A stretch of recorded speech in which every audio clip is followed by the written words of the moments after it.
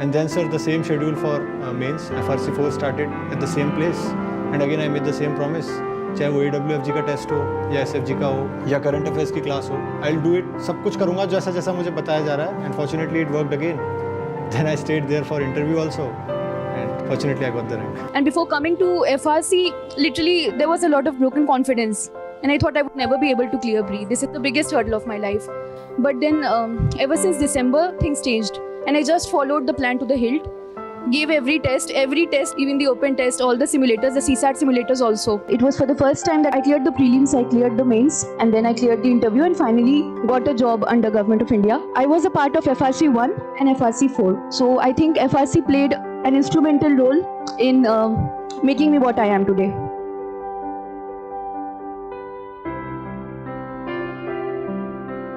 So I was scared, very honestly. I think a lot of my motivation for so many things is just a fear of failure. I'm not sure what a therapist or a psychologist might say about that. मेरा नाम doctor Akanksha Singh है। मैं गाज़ीपुर ज़िले से रहने वाली हूँ। मैं ऐसे पेशे से डॉक्टर हूँ। मैंने MBBS और मास्टर्स कर रखी है। मैं गायनोकोलॉजिस्ट हूँ। ये मेरा सेकंड अटेम्प्ट था जिसमें मेरी 301 रैंक आई है UPSC CSE 2025 में। So first is a sense of discipline, whether that's SFG or sometimes that I followed in AWFG also for the mains part. A sense of discipline that this is the target for the day. You got to complete your syllabus, immaterial whether you're completing 80%, 70%, 100%, but you have to come up, show up every day and write the test. Many congratulations to all of you who have cleared the prelims. Let us give them a big hand. I subscribed to the second level of SFG. I think I told you so. I had gotten to know about sir from a very close friend, which was honestly like my paradigmatic change, if you will call it, towards prelims preparation came when I heard sir speak on prelims.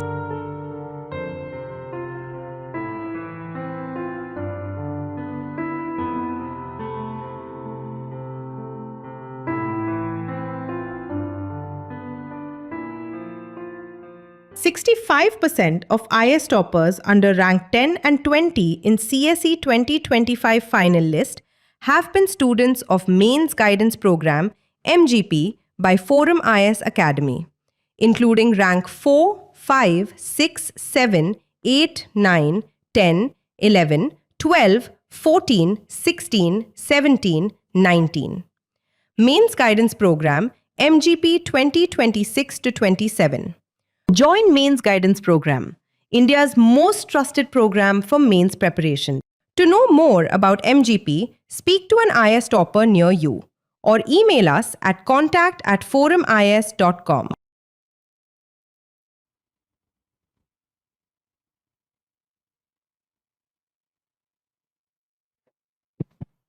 Yes, good noon everyone. So we are assembling here as a lot of people's hearts are racing for the results. We assemble to make some good use of the time. So today we are assembling for those of you who are in part of the ethics classes. This is the first class and we are beginning with case studies. And those of you who have been invited for the case studies, the first class is beginning with case studies so that we can develop some lines of thought, some frameworks for addressing case studies. And since case studies are integrated with nearly the entirety of the syllabus, so our effort will be that in the coming classes, with every class at least we do one case studies and up to 2 questions from part A, and where one question would be a quotation based question and the other would be a direct question, like it is, right? So first, how many of you are comfortable with case studies? You find yourself as alone, you have done well, comfortable with case studies. What is the biggest challenge you face in case studies? You do not know the answer, you are not able to think of what is the right answer, or you are not able to write the answer, or you are not able to value addition, or what would it be? What is the biggest challenge you are facing? You could also say all of the above.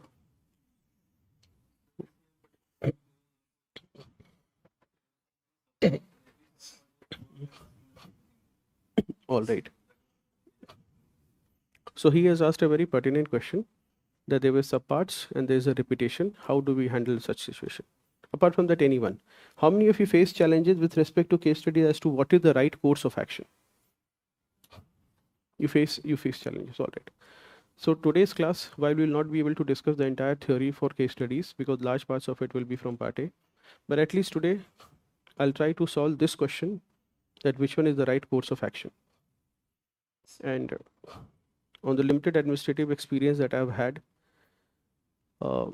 as well as teaching the subject for quite some time, I think I should be able to give you the right choices. Once you understand the line of thinking that is needed in making those choices, you may have n problems in case studies, though my objective will be that you have n stands for none, that is you should not have any problems in case studies.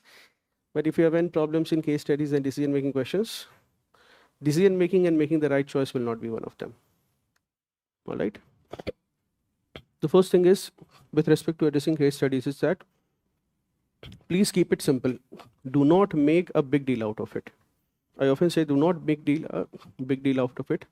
The case studies between part A and part B, remember that which one is more marks fetching, part A or part B? Depends on who you are asking. So before this, I had a call with Raja. He has gotten 7th rank in the civil service exam. Much reminding myself of the very first batch from Varun Reddy. He also gotten 7th. So I just called him up. And I asked him what worked for you. So until last year's or for the past few years, we have been saying that part A is the one that makes all the difference, and it does. Which means that the part A is a theoretical base. If you are very well thorough with it, you will do well. Why I'm saying that is because part B has very objective questions. So the subjectivity element is much less.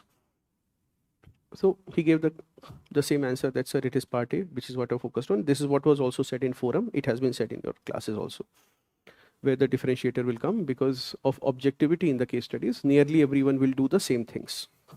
Now there's second aspect to it. The case studies, can it create a differentiator of the score? The answer is both yes and no. No, because, well, as we said, if it is about the choices, then nearly everybody ends up making the same choices. And when it says no, there are two reasons why you'll end up with a 90 score in paper 4. You're aware of some people saying that I scored a 90 and then I got 122, 30 marks increase in case studies or in the paper 4. Why would that happen? In completion of paper, see, when you speak to professors and if you speak to your friends yourself, you will find that you will have a friend who was cried after the mains that mera 40 marks ka, I have left the paper. And then, you know, he will get, for some reason he gets an interview call, for some reason he gets selected also. One thing I want to tell you very clearly, as much as we want the exam to be objective and the commission, if I signed a brilliant copy by this lady and I see that she's written brilliant answers, and after question number 16, after that she's blank because she could not finish the paper, I will invariably, because as an academician it is impossible for me to be uninfluenced. No matter how objective I am, I've been giving her above average marks and I have been developing a good impression while seeing a copy. And the minute I reach the 4 pages and I see that she has been leaving questions of 315 markers are left, 45, I will compensate for that loss of marks by giving her additionally 1.5 marks in several answers that she has written. And this will explain why some of your friends will be crying that I have left the paper, and then they will also get selected. When they will say this, never buy the argument that had I completed the paper, so somebody will come and say, sir, I got 111th rank. If I had completed the paper, I would get a top rank. I don't buy that much. Because you were able to write maybe much better answers in the ones that you attempted, and the professor has, if not fully rewarded you, then adequately compensated for the questions that you have missed. All right. Now, when it comes to the case studies, first thing is that keep it simple. Do not make a big deal out of case studies.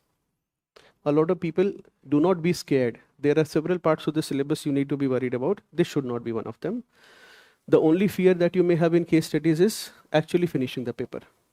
When I say finish the paper, I mean both aspects, both reading as well as writing. Why do I say reading? With the advent of the internet era and post-COVID world, increasingly we are seeing that a lot of students, instead of reading, they binge watch videos as if it was a TV series. That explains the launch of marathon videos before the prelims. Commission also takes a note. Everyone notices, as students you will not notice it. The minute you are out of the process and you will see copies, then you will start noticing the difference, that what is happening is. And so the commission has been tightening the screws by making sure that in some years, since post-COVID, or at least in the past years, you will have trouble finishing the paper, not writing the paper, reading the paper. And as you could see this year, even reading the paper would be a challenge. People would not be able to happily have 3 iterations of the prelims paper. I will not get into the trauma zone right now. That's for later. But yes.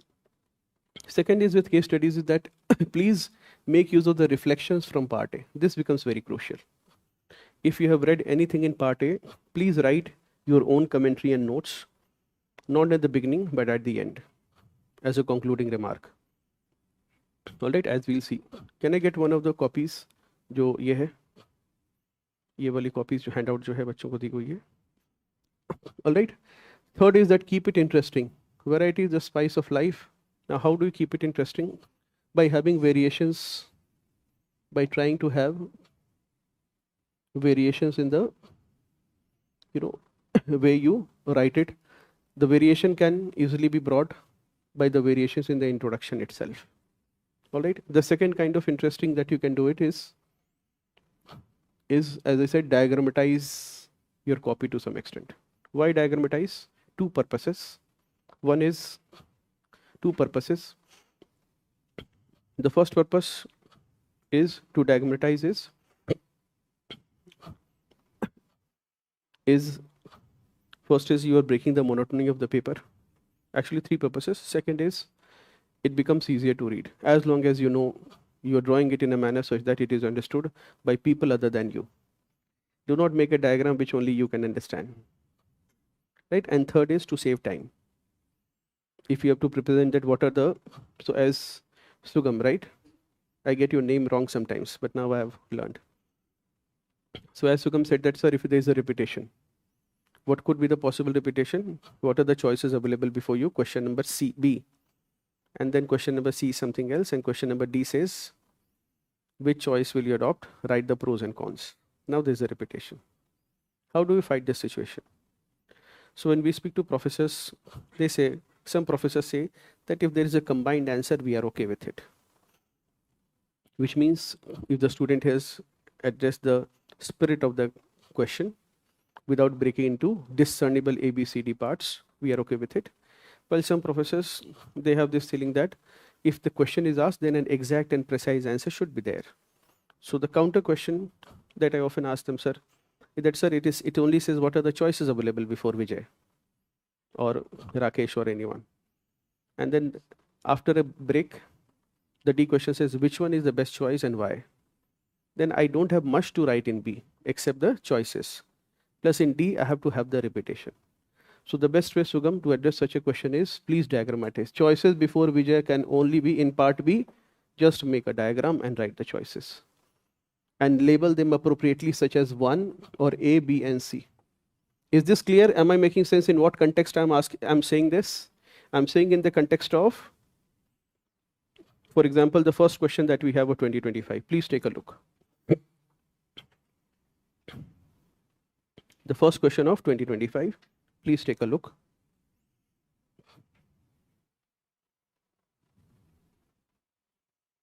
What is the first option? Forget everything. What is the first option? What does the first option say?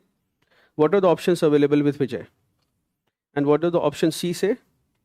Critically examine and evaluate each of these options identified. Do you not see that there is a need for repetition? Now the problem is we already are running short of time. Our hands are tired. It is GS paper 4. We have vacation starting once the paper kind of ends. Optional is there, but yes. So it's nearly end. So we are always tired. That repetition, if it is paragraphs, will be in trouble. So the best way, if you have something like this, please put it in a diagram, the options available before Vijay. That will be my recommendation to answer your question. However,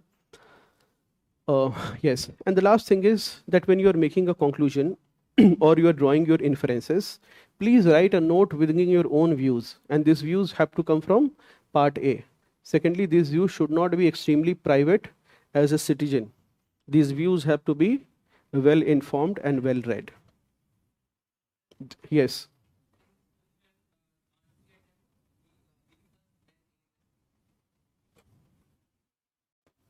No, it is not advisable. Not advisable. Secondly, why I'm saying this is, it is not advisable. And secondly, we also have a clarification with respect to the fact that sometimes if you have missed question number 10 and instead of that you have written question number 11, no longer can you cut it and write question number 11. They do not take it. That question is not evaluated. So there have been instances like that. So let us just focus on what are the options available and ethical dilemmas. Now the strategy which I'm telling you, doesn't it make it easy to do it? You just have made one circle and a diagram and options available. No burden of any explanation there. Ethical dilemmas also, you made another circle and ethical dilemmas. All right. Some teachers, some people have done that, but I would not recommend that. Let us try to see if we can, without increasing. So the whole point is, sir, our work burden has to reduce because we have less time, right, in the exam. Let us see if we can bypass that by following the method that I'm proposing, and very simple. All right. Now, first, before we proceed, I want you, all of you, to have a piece of paper that you can share with a friend, and I want you to first go through the commission's mind as to what sort of decisions it rewards and what is the decision that is looking for. We are going to have a little bit of quiz here, and I want you to, आप इसी पर कर लो, last page में question number 1 करके ABCD लिखना and get it evaluated by your next neighbor.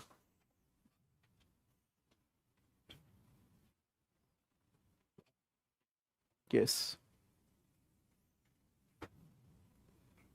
एक वो PPT कर लेंगे. Yes, PYQs of previous year questions or decision making, precursor to GS paper 4. What is this precursor questions? This question that were asked this year in GS and used to be asked earlier in CSAT. These questions had two trends. Question number 72 to 80 in CSAT paper. There are two qualities. One was that there was no negative marking. Second was they had more than one right answer. All right. So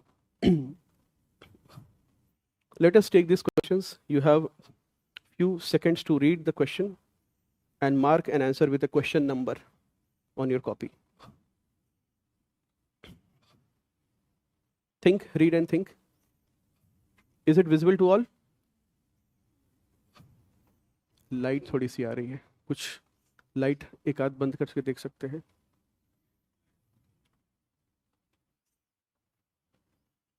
better probably. ठीक है, works, कोई दिक्कत नहीं.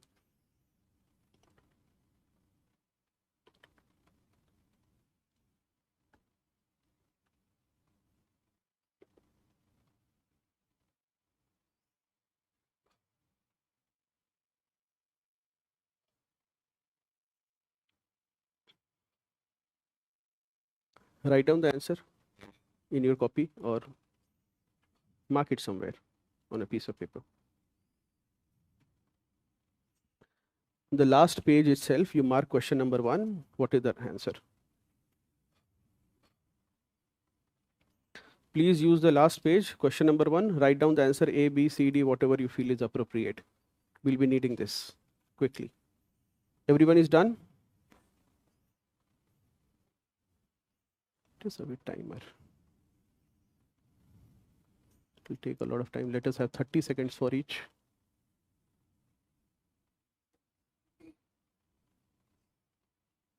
चलो देखते हैं इसी को करके. How do I? Sorry.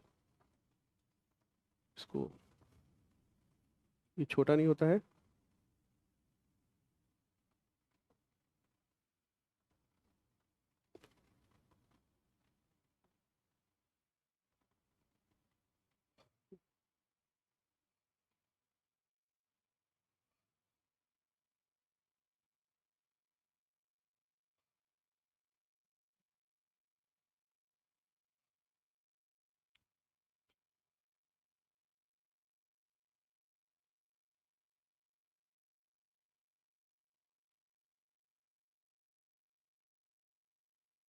Done?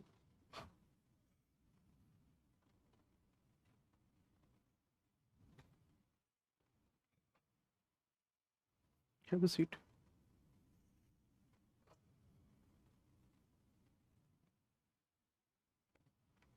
Have a seat.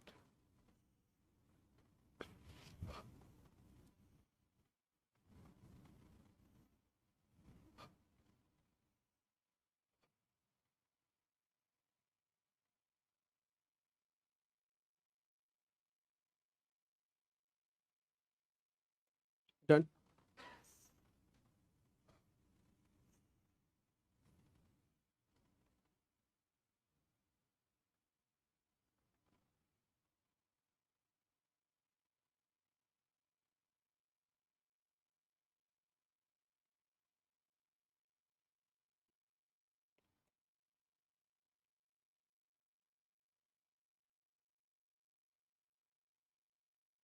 Done?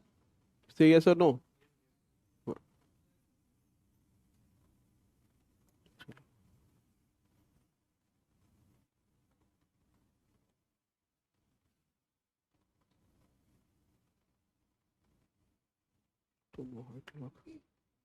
इसको हटा देते हैं. Innovation is one of the qualities that we look for in aspiring civil servants. Good.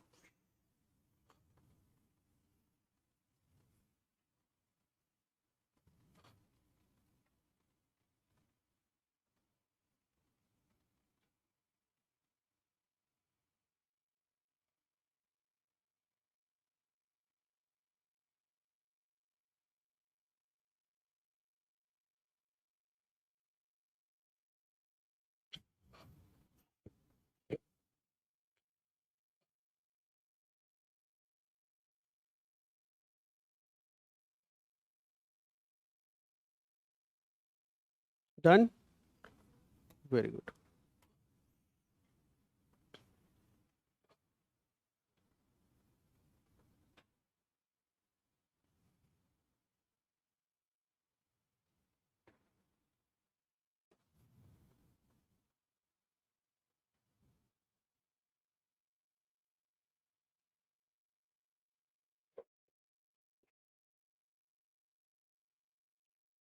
Done? Everybody is worried about the vaccine.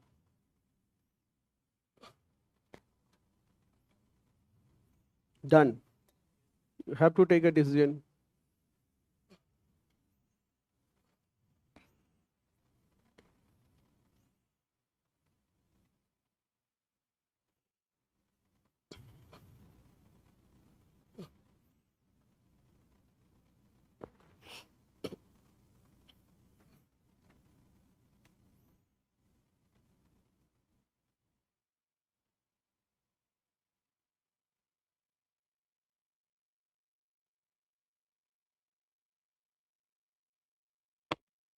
Done?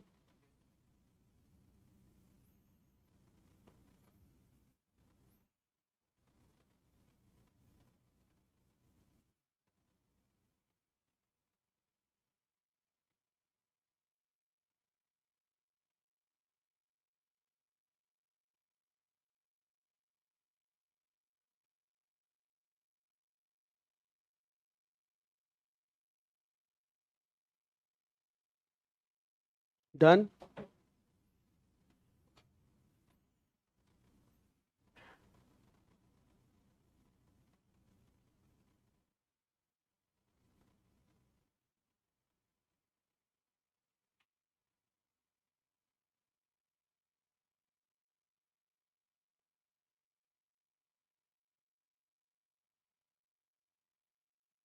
Done?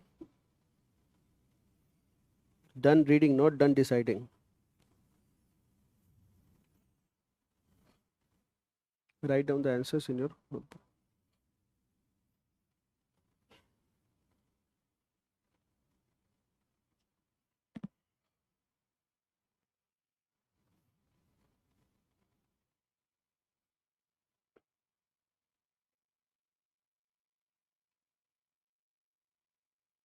Done?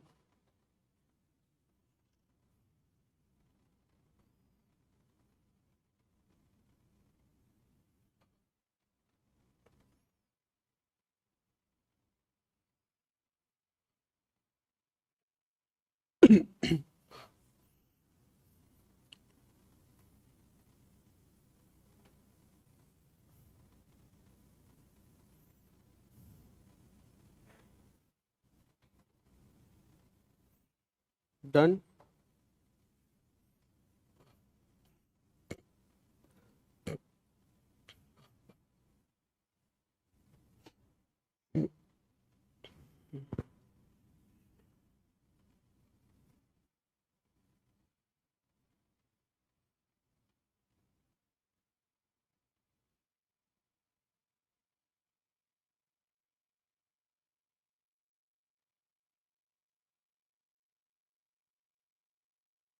Done.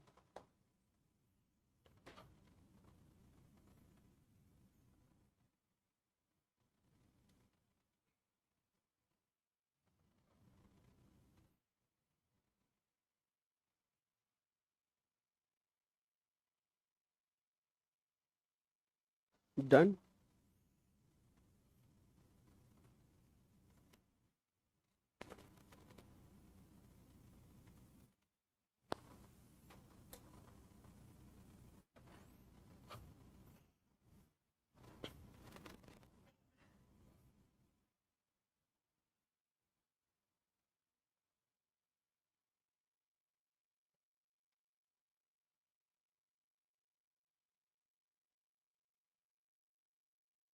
ये remote था PPT का.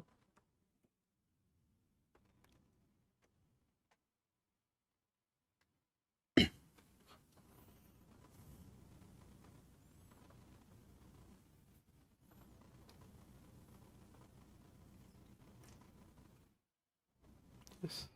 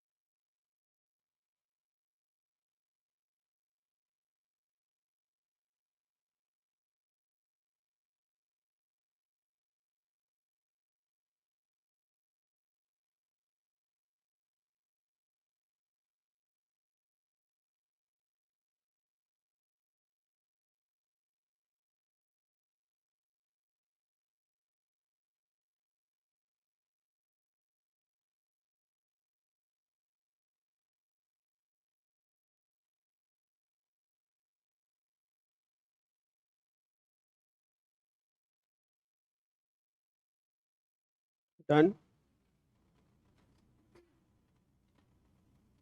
Take a decision and move on.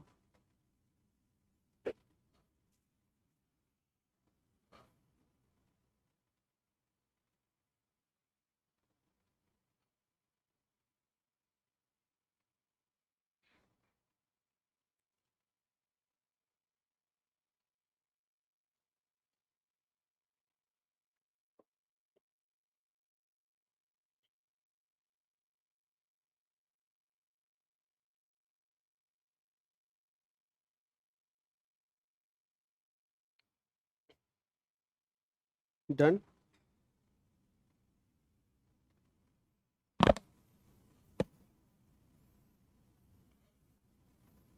भी class चल रही है क्या? Remote नहीं है? पीपीटी का रिमोट नहीं है? अच्छा. Done.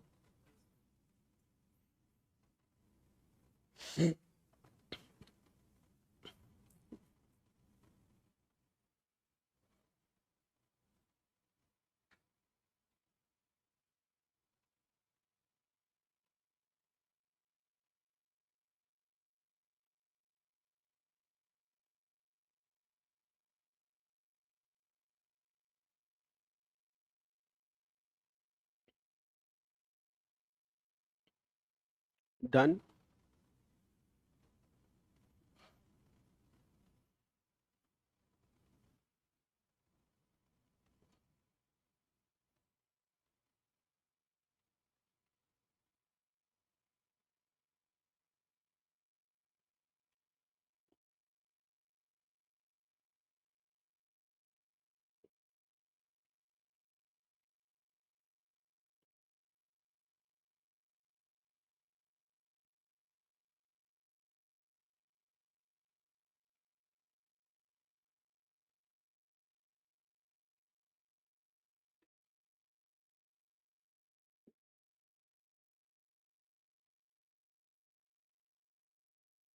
Done.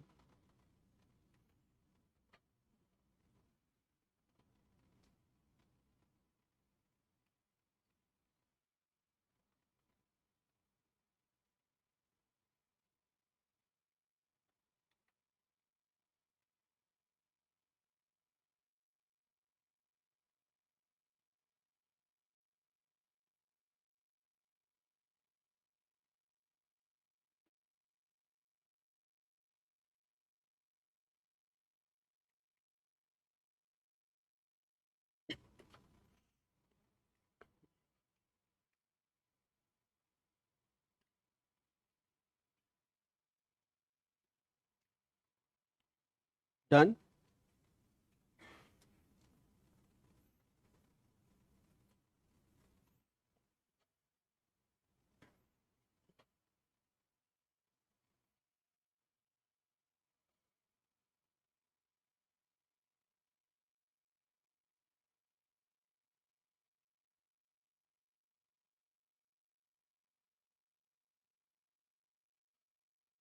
Yeah, this makes it easy.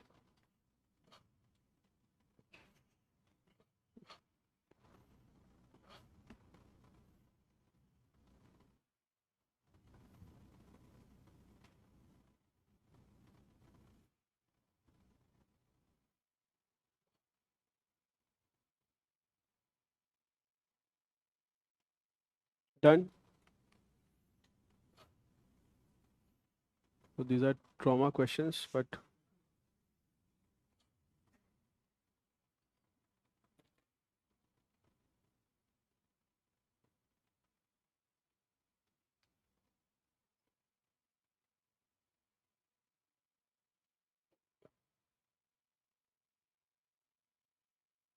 yes, now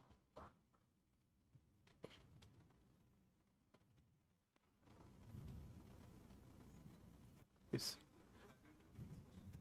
Let me see if my superpowers are working. Yes, it is. Huh? Read the first half, then we'll come to the second half. Everybody has read it. It was not possible to adjust it on the same page.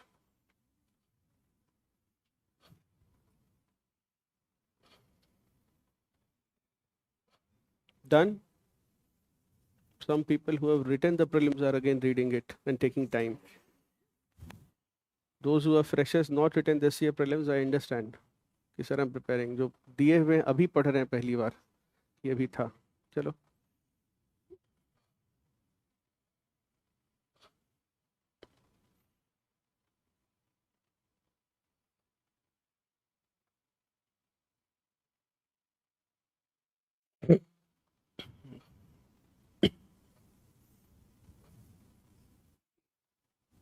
Understood. Now the question will come.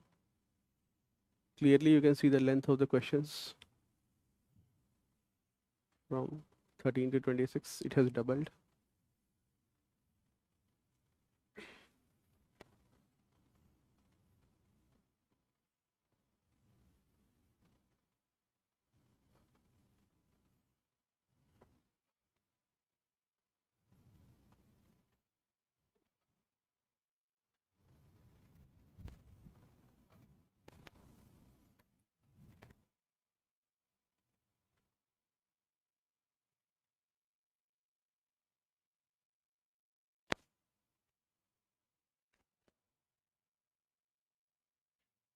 Done.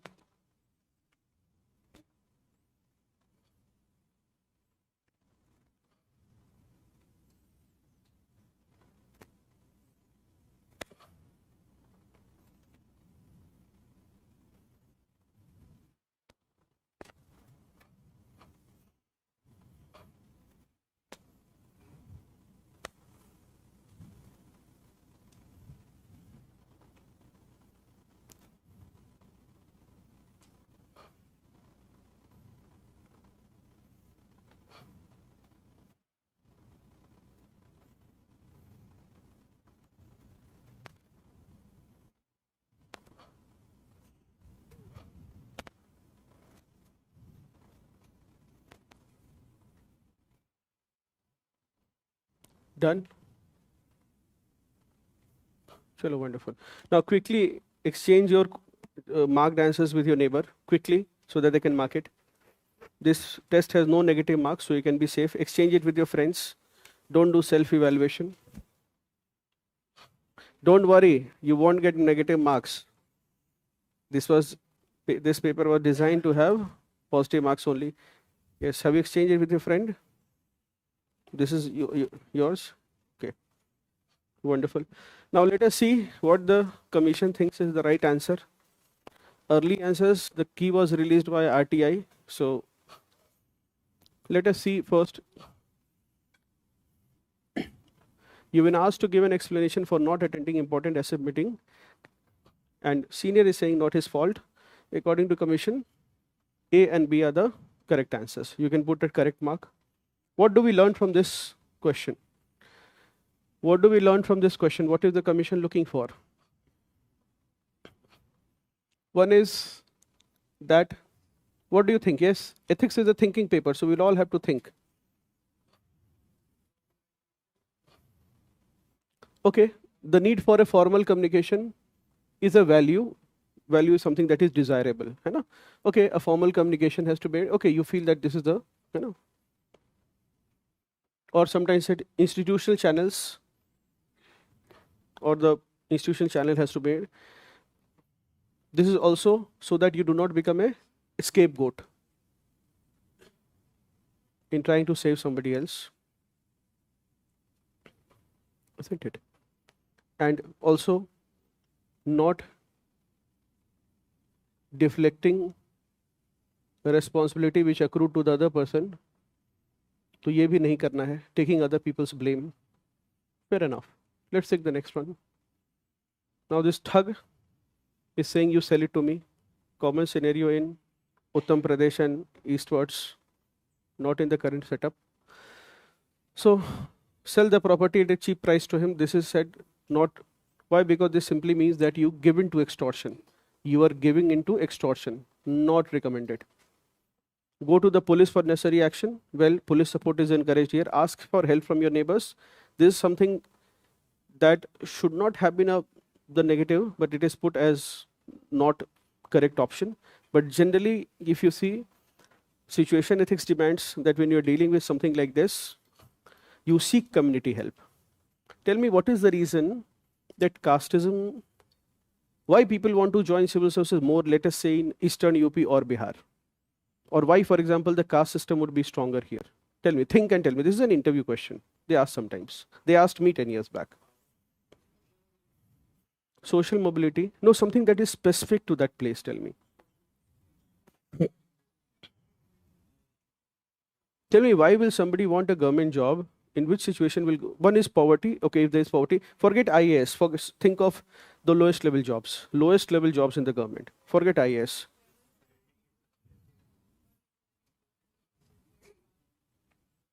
So this question, there is a generational shift here, which I can see, because this question was asked way back, and community support, why? So think of it.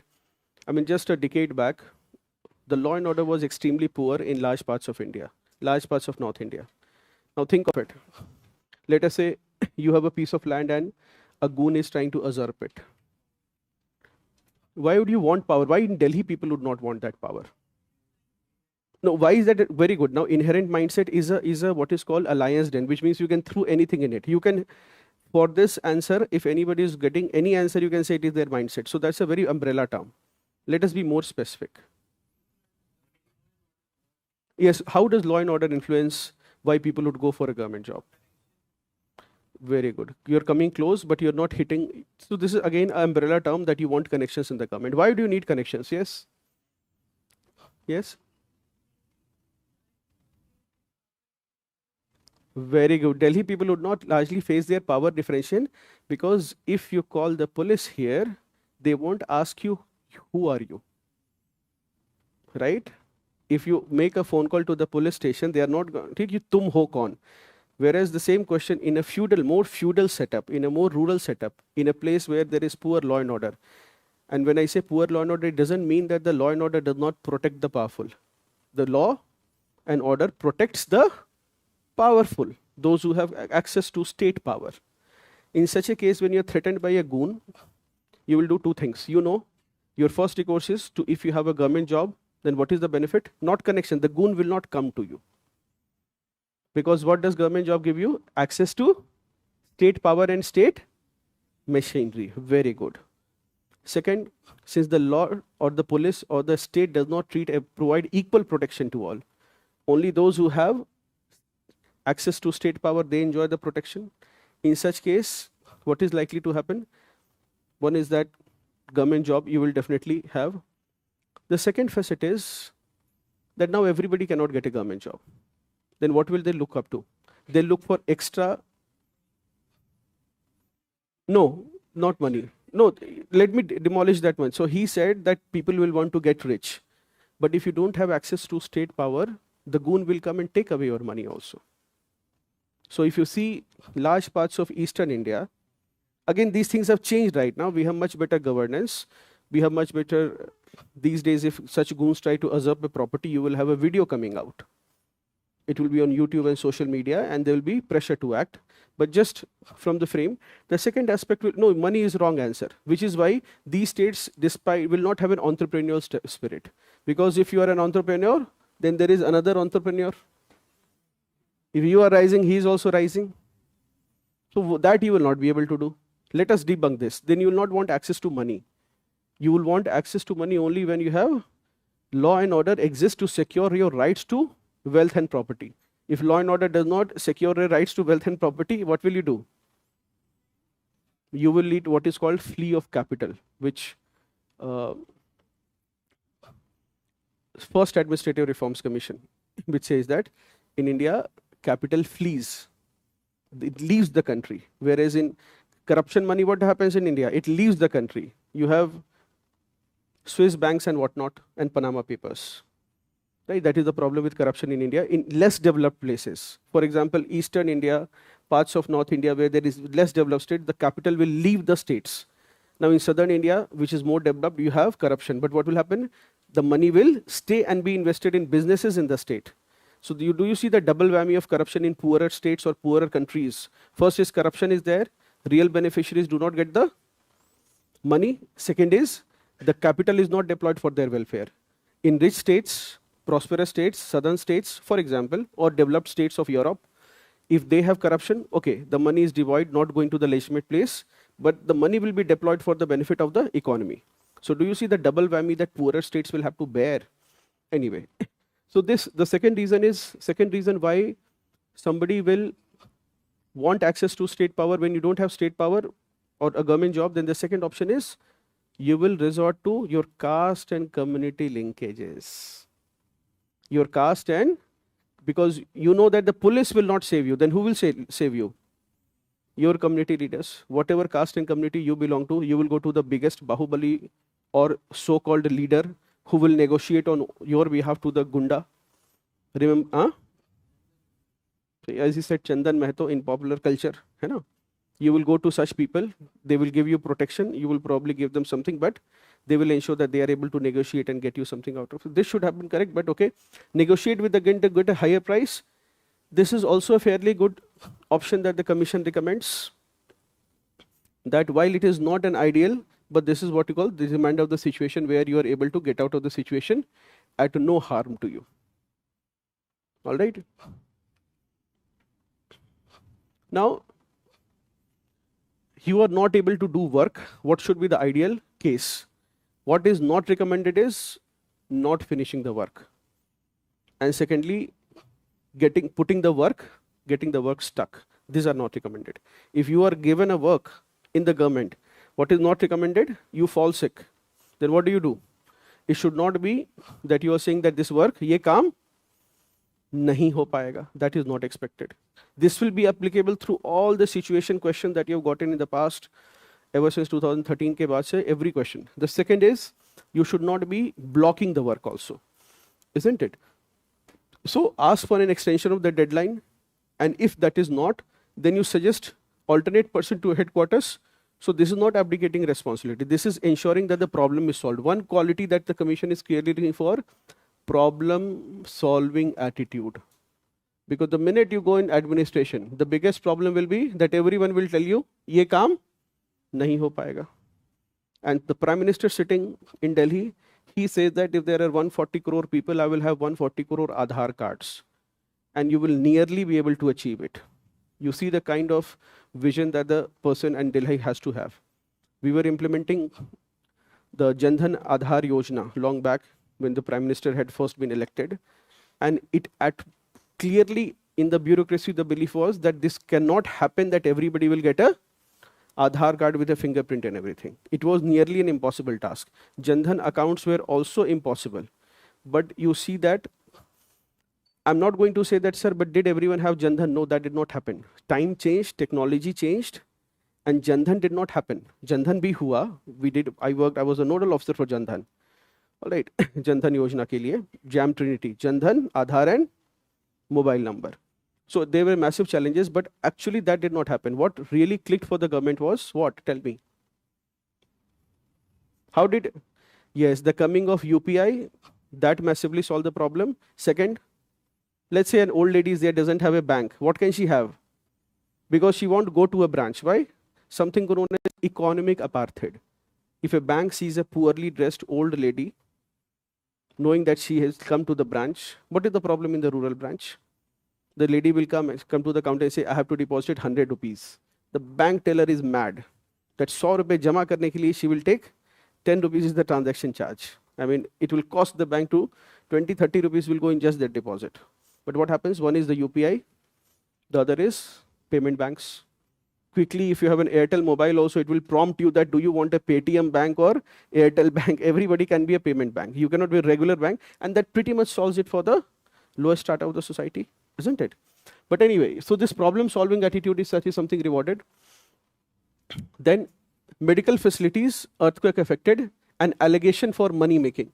Now remember one thing, that in administration and governance, the biggest challenge will always be how you can stay out of this allegation. Across your case studies, your choices have to be so clear that you should be beyond doubt. In such case, your choices have to, this is the first allegation you will get in any case study as well as in actual government job. So this is the allegation for you. Now, what is not to be done is stop undertaking any initiative. Why is this not recommended? One, yes, because this is the what is called the policy paralysis. Have you heard of the term policy paralysis? So policy paralysis was the term coined in the UPA-2 government, led by Prime Minister Manmohan Singh, in which what have happened?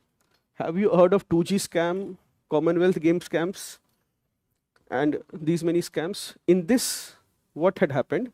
Audit agencies or the CAG had come up with indicting reports saying that the government, for instance, went for 2G spectrum allocation instead of auctioning it. Went for what? Allocation on first come first basis instead of auctioning it. Let us say this glass of water exists and everybody needs it. All right, and maybe 5 of you can become distributors of this water. There are 2 policies I can have. One is auction it. And in case 2 of you have the highest bidder, will you sell it will you bid? And this is an essential commodity, which means it's a public good. What is a public good? Everyone needs it, not everyone can afford it. So let us say you bid for it. Now both of you are competing and you bid higher for it. Will you be able to sell it at a low price or a high price? You will be pricing. The government said, I am not doing an auction because I want data to be cheap. Those days, the first time incoming had become free. And government wanted quick internet penetration.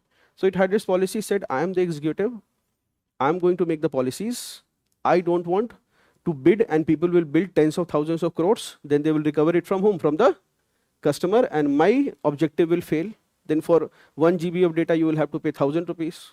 Today, you don't pay much for data, 5-10 rupees or anything like that. Maybe 299 mein kafi mil jata hai na? So that was, so but this indictment happened after this. There were so many times of allegations on the coal scam. So there were so many allegations on government officials that government officials said, we won't do any work.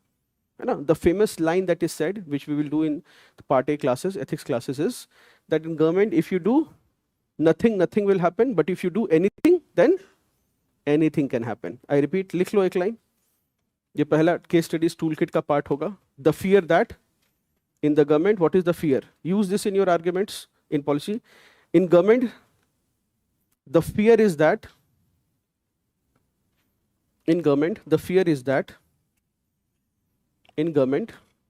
decision making also you can say, in government decision making, the fear is that if you do nothing, use your first note, if you do nothing, nothing will happen.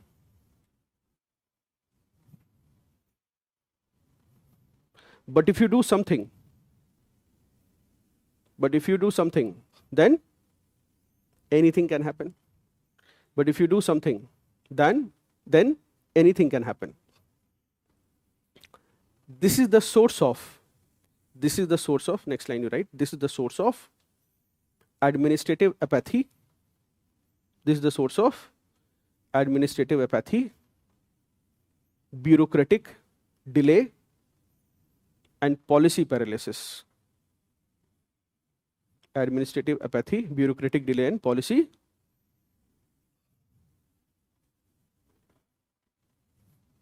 paralysis. Everybody understands administrative apathy? You are needing something from the administration. What is the administration saying? I will not do it. Why it is not doing it? Does it want a bribe? No, it does not want a bribe. What it is saying, if I do something, anything will happen. You are aware that unfortunate incident happened in 2024 in Delhi. After that, fire safety norms came for buildings.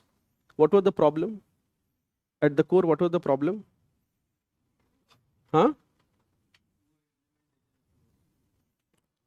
No, poor implementation law was not the problem. As per what is, so all coaching institutes were required by the Delhi High Court to get fire NOC. What was the problem? The problem was that as per the building laws, for this height building, no fire NOC was needed. So the Director General of Fire Services would, before anybody would ask for a bribe, the DG knew that a lot of people will start saying that I can get you a fire NOC. He publicly pasted a notice on Twitter saying that no fire NOC is needed for this height buildings. This is as per the law. Second, judiciary in its powers to do absolute justice under Article 142, though that is the power that is accrued to whom? Not the High Court, but the Supreme Court. It said that it is our order, you do it. Now the whole problem was that the Municipal Commission said that there is no performa. The fire services said that we don't have, as per the guideline, we don't have a law in place to give fire NOC to such buildings. You get it from MCD. MCD said we don't have a proforma. So everybody is sitting on the files, and for months the centers were closed. Nobody is moving. Why? What was the reason given? That if we give and anything happens, if any officer acts just for the sake of public good or whatever, so that then what will happen? It will be immediately alleged on him that he has taken money and given it. So this is the reason why policy paralysis will also be there. If you are actively solving the problem, libraries were closed. If you are actively, then what will happen? There will be allegation of making money out of the situation. So will you not decide not to take any policy, make any policy changes, or you will be apathetic to the people who are coming for work to you, isn't it? So anyway, in this case, it is said that ask your senior to appoint the person. So again, this is a solution-oriented approach, and not pay any attention to allegation. Why is this the right action? Because this is that you will have to deal with all the time. This is something that you will have to deal with all the time. So you have to be very clear that with every allegation, you should have a strong, need not have an emotional response to it. You may need to have a rational response. The rationality says continue with your work, not be bothered about it. And the second aspect of rationality says that you ask for an independent inquiry. I'm not worried. Go ahead. All right, next. Yes, any questions?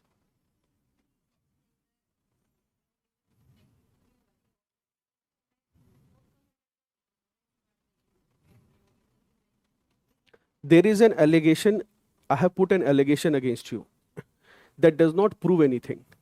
Given that you are in public eye, the role public servant works in the public eye. So there always will be allegations. How can you get rid of the allegation? Not by stopping the work. You can simply say, I will continue with my work. If you feel, you file a complaint, an inquiry will be ordered, and they will do the inquiry independently. But that is something that I will not look into. If you have a complaint, you speak to my senior, you file a written complaint, the department will have an inquiry. When they will ask me a question, I will answer to it. Isn't it? Once you study the theoretical aspects of this, you will understand that this is also the reason behind bureaucratic apathy. You are supposed, this is the all that you can do, and this is also the reason why you will not be responsive to a public grievance. So this is the reason, because there will be so many allegations against you, that this is also the reason why you will stop being responsive to public grievance. Right? Because you're not answerable to the public.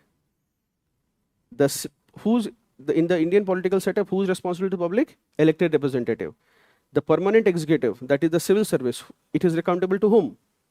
To the political executive, not to the public directly. Before RTI, no tools of accountability existed that established a public servant's accountability directly to the people.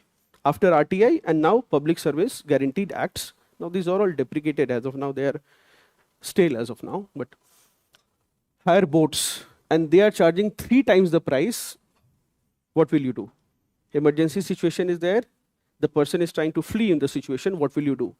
Reject the proposal and call for fresh price. Commission has said this is not because it is going to cause a delay. Do you see that this situation is a humanitarian situation? This may just be a humanitarian situation where time is the currency. What is the currency? Money is not the currency, time is the currency. Therefore, swift action is needed. It is expected that, so you'd refer to the government and wait, not recommended. In essence, the commission wants you to take a risk. It wants you to take a risk. Why? By accept the lowest price of whatever biddings have come and make a file entry that boatmen have charged 3 times the price. And this is done using my discretion. I'm allowing it because the situation demands it. You can link it to situation ethics of party. That there is nothing wrong or right. It is the situation that determines what is right or wrong. And threaten the boat owners about a possible cancellation of license. This is a valid power that you have. If you to bring down the rates, so this is, remember as a civil servant, make this diagram note 2. First was note 1. So I'll be asking you to write down few things. You will be using it across your answers. A civil servant or a district collector. Let us say the office of district collector, DC itself.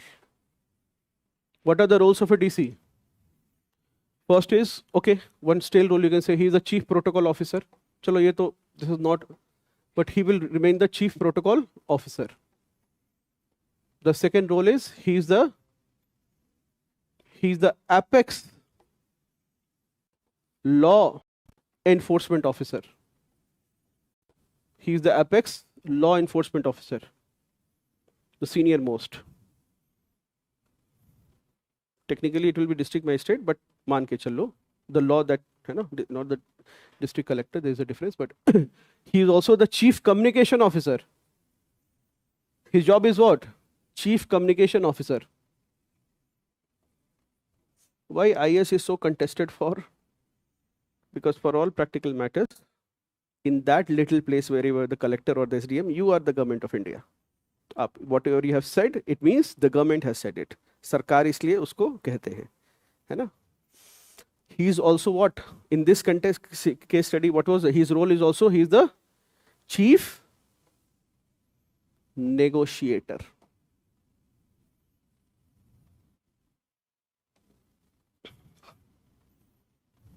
Any other roles that you can think of? Yes, disaster management करके, ठीक है? He is the chief crisis manager or crisis manager in chief in case of disaster management.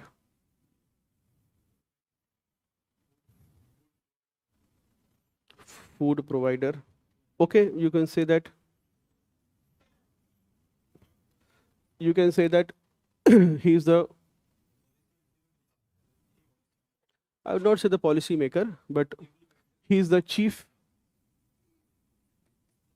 executor of government schemes. Chief executor of government schemes. Actually, it will be DDC and ADC directly responsible, but in the end, collector has always. And of course, he is the returning officer, which means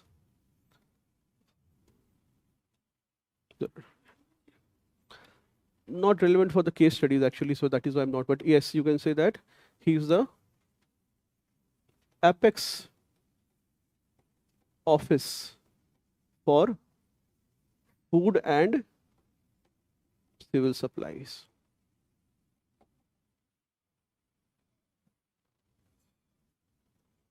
Apex office or officer for food and civil supplies. Bijli batti pani, kuch bhi hua, who will you catch? This guy. Big trouble. Some people saying galat exam ki tayari kar rahe hain, itna kaam hai.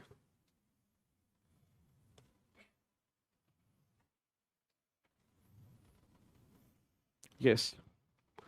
Next, you are in charge of a village administration, distribution of administering distribution of vaccines. Now what do you have the problem? The problem is that you have a merit good, or a good that everyone needs but not everyone can afford. Though this is not a money problem here, it is primarily a resource that is scarce, and you have to give it between two people. Who are the two people? One is a panchayat of person, isn't it? Poor villager versus gram pradhan. Who will you give it to, young lady? To the gram pradhan. What is not to be done, you have to also know that initiate procedure to expedite the next supply without issuing vaccine to either. Somebody asked, who did you give the vaccine to? It says that dono mar gaye. Not a good choice. Which means as an officer, you are expected to have just one point to write. They should have a positive bias for action. These are all will be part of your case studies toolkit. You will use these words wherever you get an opportunity. Third point. You should have a positive bias for action. What does it mean? नहीं करना और करने में क्या करना है? कर देना है ना?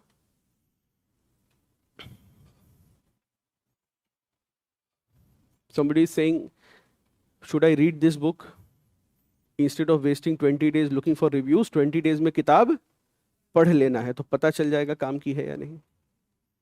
Isn't it? ये नहीं कि उस पर reviews ढूंढ रहे हैं, 20 घंटे तो reviews ढूंढने में लगे कि ये करना है या नहीं. So this is not there. And ask what to approach a doctor. This could have been a valid point according to me. Why? Because it would have brought objectivity. The counter argument could be that the Gram Pradhan would be in a superior position to bribe the doctor to get a relevant certificate.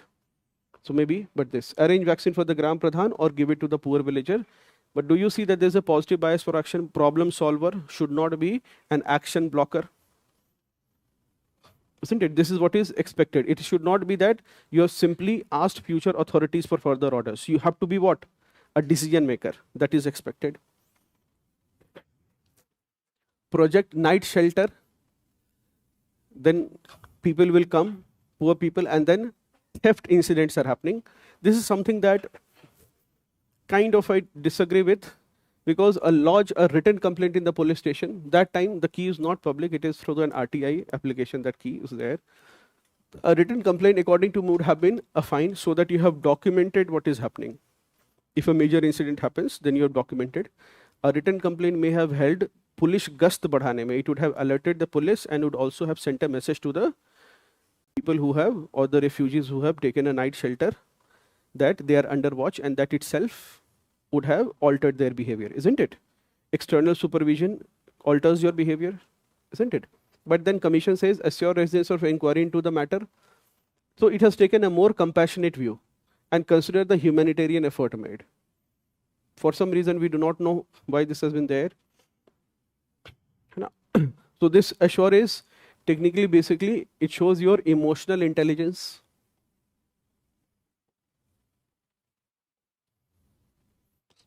Emotional intelligence, you are able to understand your own emotions plus emotions of others. And this is again what is called social sensitivity. There is the same social sensitivity the police shows when you will complain to the police that it is 10 p.m. and a religious procession is going on in my neighborhood, the police will not take action. As a citizen, you will be grievous, but the minute you are the policeman, you will understand. Today there is a religious procession, let me not disturb this, isn't it? What will a politician do? Will politician ask to shut down the loudspeaker of a religious procession after 10 p.m. because it has been ordered by the Supreme Court? No, it will not. Why? Yes, remember that the Indian state runs on the two wheels. We always use the two chariots. The two chariots. One is the political class. Use these arguments in your answer. One is the political class, note 4. And the other is the merit-based bureaucracy.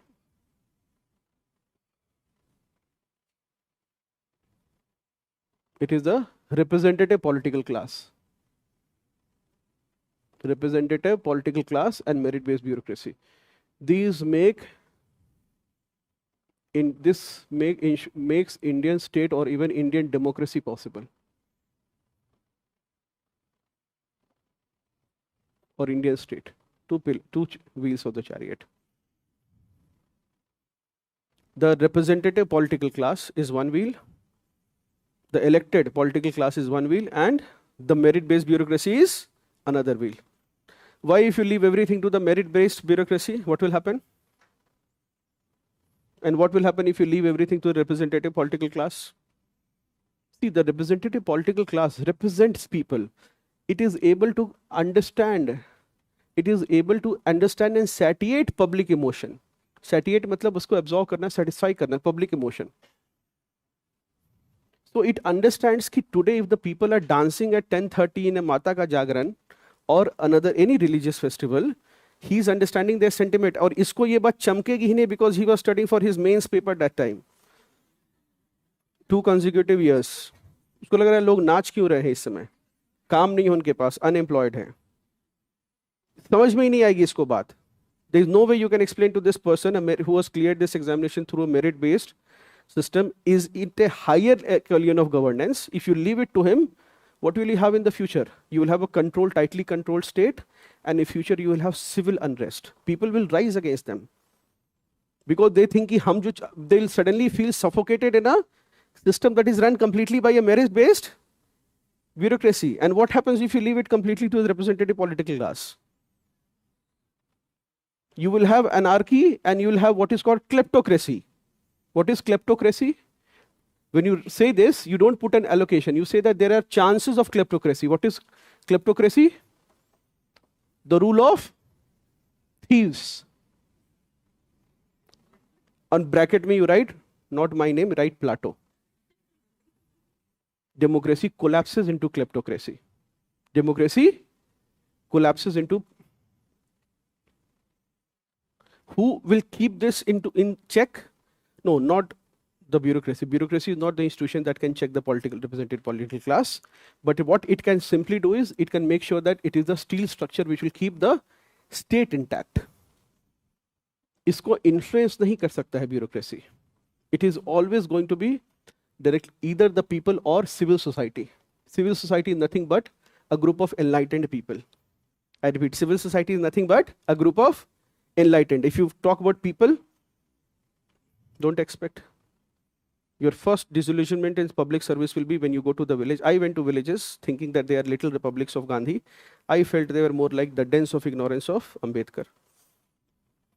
But the 2-year ground experience was very pivotal in understanding the world as I see it today. All right? Yes.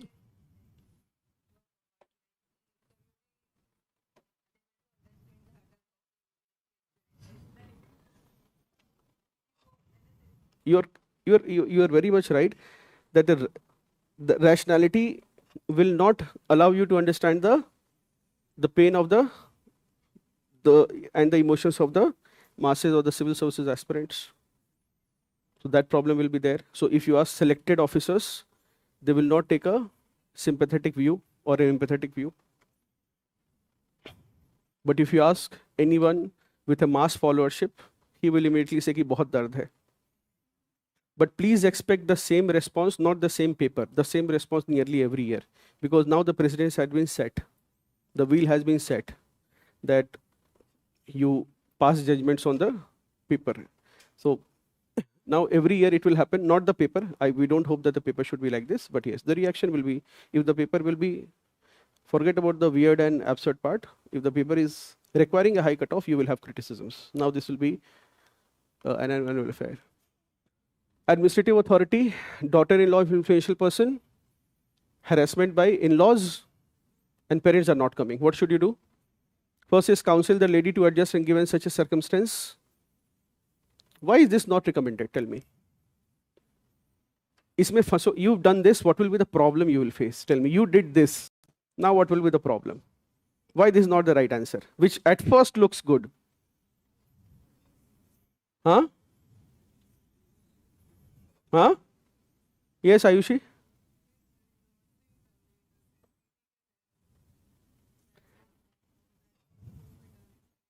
Yes, so there are two facets to it. One is that substantive process. Substantively, which means in itself it is a wrong thing to say someone that he can say hello, though that will be a very parental advice. Right? But the problem is you can give it to a sibling or a family member, but it is not in that office, you cannot give that advice. That's one problem to it. The second aspect to it, officers who do like this, they will be tweeted against and you will be on social media. So there are two reasons why you should not give. The substantive aspect is that when the person has come to you seeking help, you have to provide a resolution, and that if that is not done, then the officer has failed in his duty. That's the first reason. And the second is a complete utilitarian aspect. Even if you really think that, yeah, I have someone in my family going through something like this, so try karke dekho. First is substantively wrong for two reasons, as I said. One is the person has come for you, a grievance redressal. Second is that she must have crossed several barriers. She must have thought 1,000 times before approaching state authorities. So it's not like there is no filter, isn't it? And utilitarian perspective, it is not the right advice, because your job will be, if something happens, then your job will definitely go that what did you do when a complaint came to you? Take action after her parents approach you. So this is again, it means there is no action from your side. So remember, in gender justice questions, again, you need to have a positive bias for action. You always have to have alacrity or alertness for action. Ask her to lodge a complaint with the police, which is a formal method to deal with it. The better way is call in laws for an explanation. Why? These are across the principles of natural justice, that a judgment or assessment cannot be passed without hearing the other party. So in such a case, you must also, if there is an allegation, one principle of doing an allegation is there has to be procedural justice. In any allegation is there. Let us say an allegation is there against you. Don't get into such situation. But what is the thing? And if I pass a judgment against him, it will not pass the scrutiny of the court. Why? Because the court will first ask, when the complaint came, did you take action or did you hear him? Because he must have a point or a position, isn't it? Yes.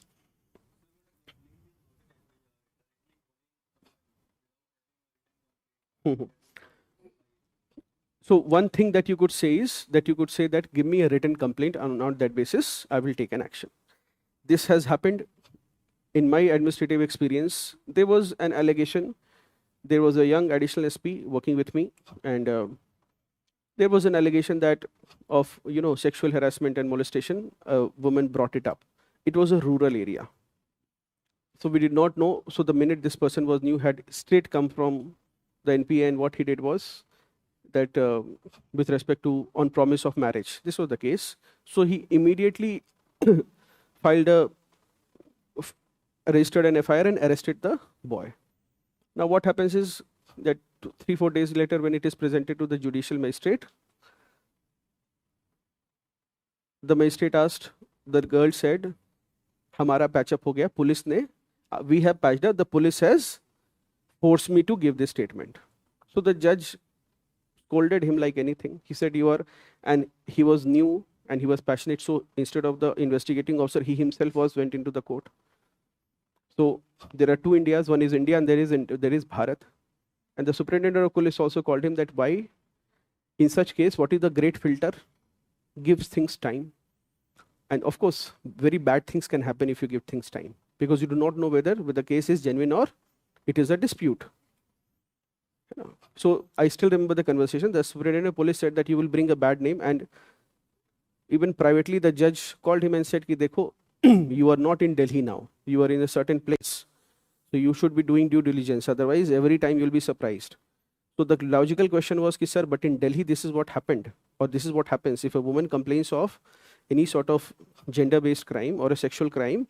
We have to act very fast. Otherwise, it may escalate and it may lead to a grievous. And he said something very nice. He said, see, Delhi is a place of migrants. There is no social control over the criminal. I repeat, Delhi is a place of migrants. There is no social control. Here it is the village person. There is a limit to what bad he can do. So it is not that these people know each other. There is a limit to what bad he can. There already a social control over people.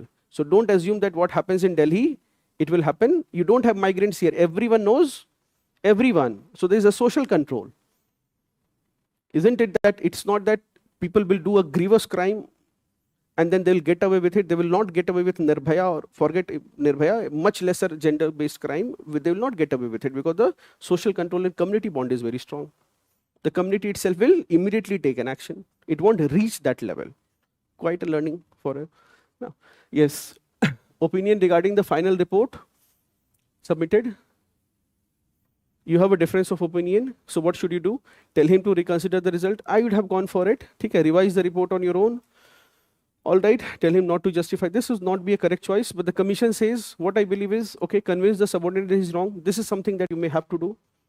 Because in the end, if he's your subordinate and you have a difference of opinion, who is liable for the opinion?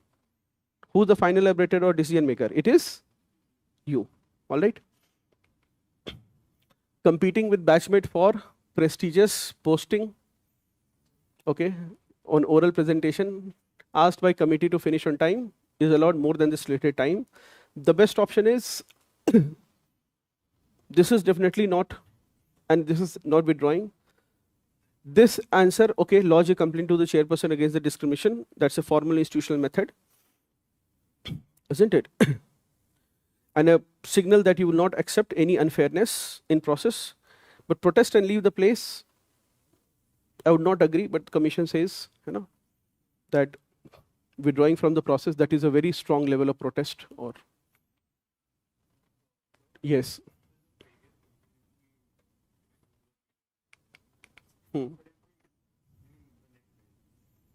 Okay, this one, lodge a complaint.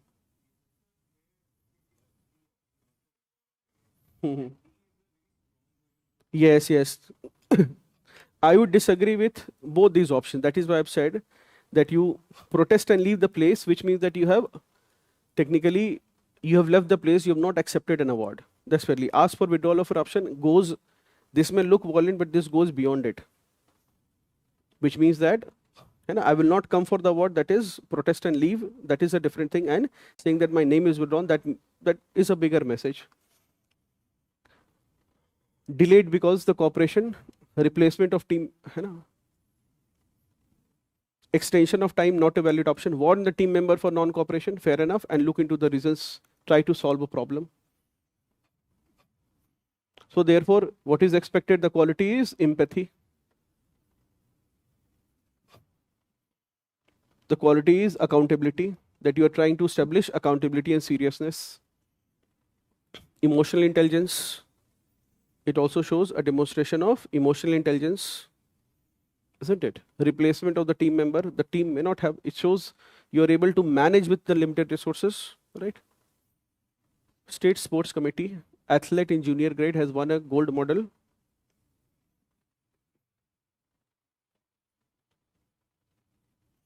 Yes. Cross the age criteria by 5 days. What would be the appropriate option? So ask the committee for a clarification. Okay, so you are looking for procedural justice and procedural fairness. Second is, please make sure that one thing that you will do in decision making is the collegium system of decision making. Collegium system. Make it a part of your case studies toolkit or arsenal. Whenever faced with a decision which you cannot make, Don't ask senior. How do you make the decision? Collegiality. What is the collegiality? Which means multi-membered body. It could happen that I may be wrong. And if the decision is so vital, what do? We always have number of people. So you have a collegial system or collegiality, which means so multiple people, multiple heads. They will examine the problem with different mindset, different angles. There is one angle which I may miss and the other person may not miss. We can achieve there. So ask the members of the committee for their views. Okay. So here what you are doing is, this is an allegation against the committee. And you are asking the committee first, what is their views? Okay. Huh.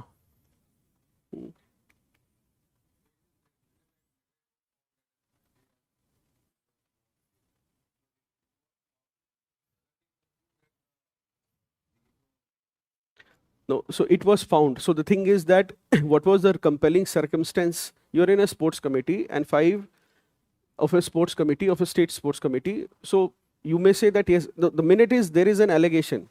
So it doesn't mean you will always ask for an explanation from the other party. This finding, you have to ask an explanation from the other party. That is the principle of natural justice. Even if it is true, you have to ask. Otherwise, what happens is any action that you take. Let us say you, for example, file an FIR against the members, they go to jail. Now the matter goes to court. First indictment will come that they were not even asked. You have these people will have a right to be heard because they were the ones who took the action or the decision. All right, is this clear? You always have to. Boss does not grant leave citing urgency. You are not able to get a leave. Proceed on leave without waiting for the sanction. Should not be there. Shows lack of irresponsible attitude. Pretend to be sick, though this is what you will do in real life, but that is not in ethics paper. Ethics is a normative concept, means aisa hona chahiye. This is what we read, what is should be rather than what is, right? Approach higher authority to reconsider the leave application. So if the senior is not allowing, the one authority is you go higher up and tell the boss it is not justified. You also confront him.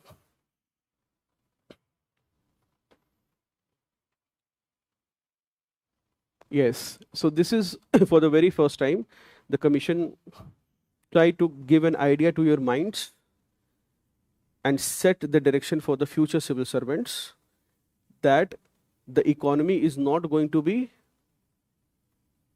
run by complete subsidies. There has to be some sort of polluter pay principle, which means people who are consuming resources must be paying for it. This was a massive change from the earlier thought process that we had. Sometimes in policy making, we call it the Congress way of thinking.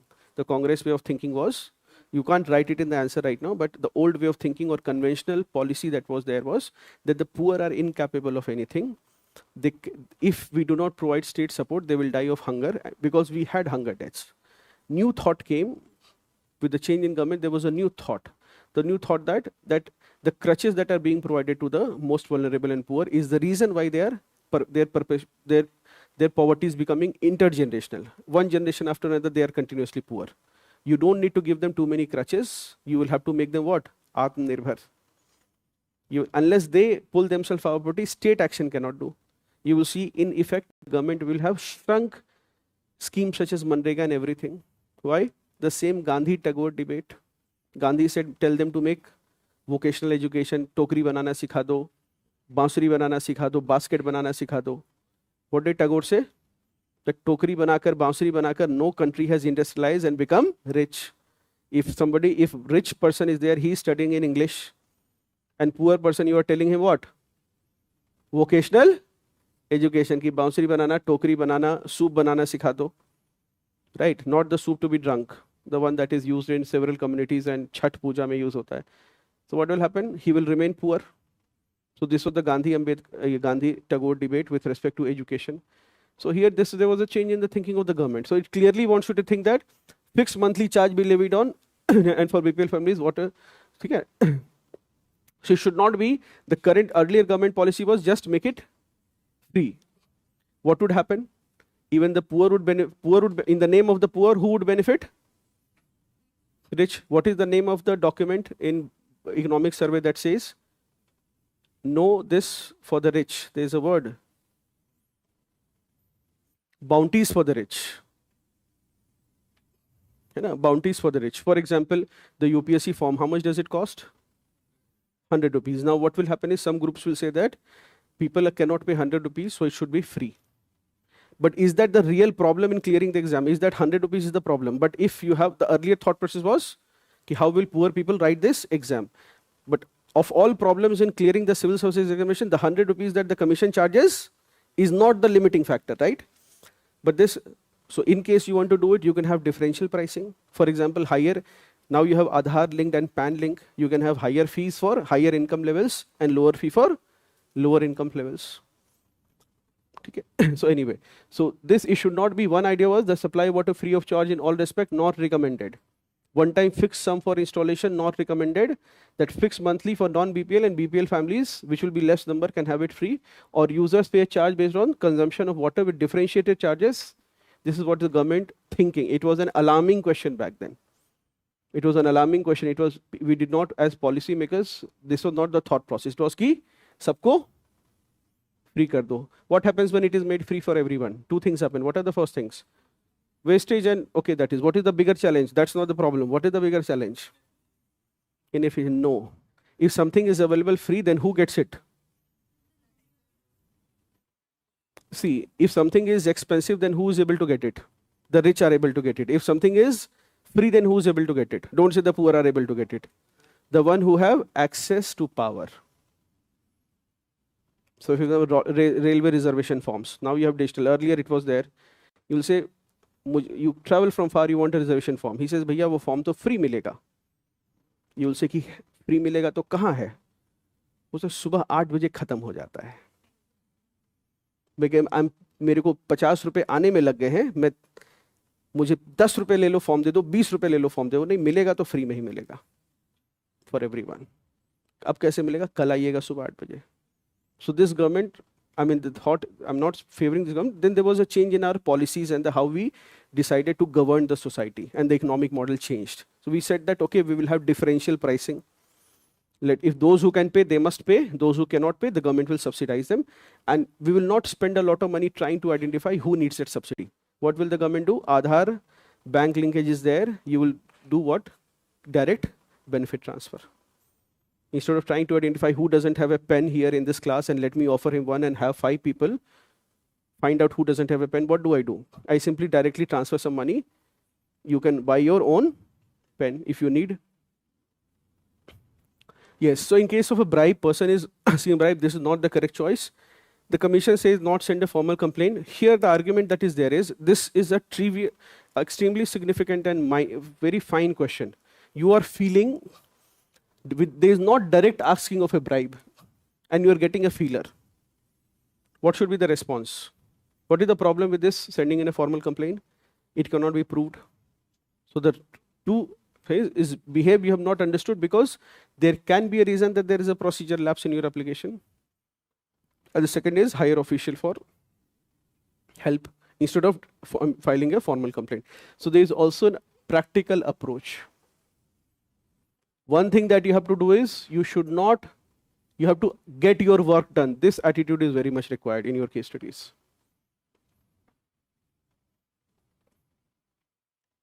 Allotment to a personal favorite. All right, allot to him with his loyalty and keep the file with you, not pass any orders.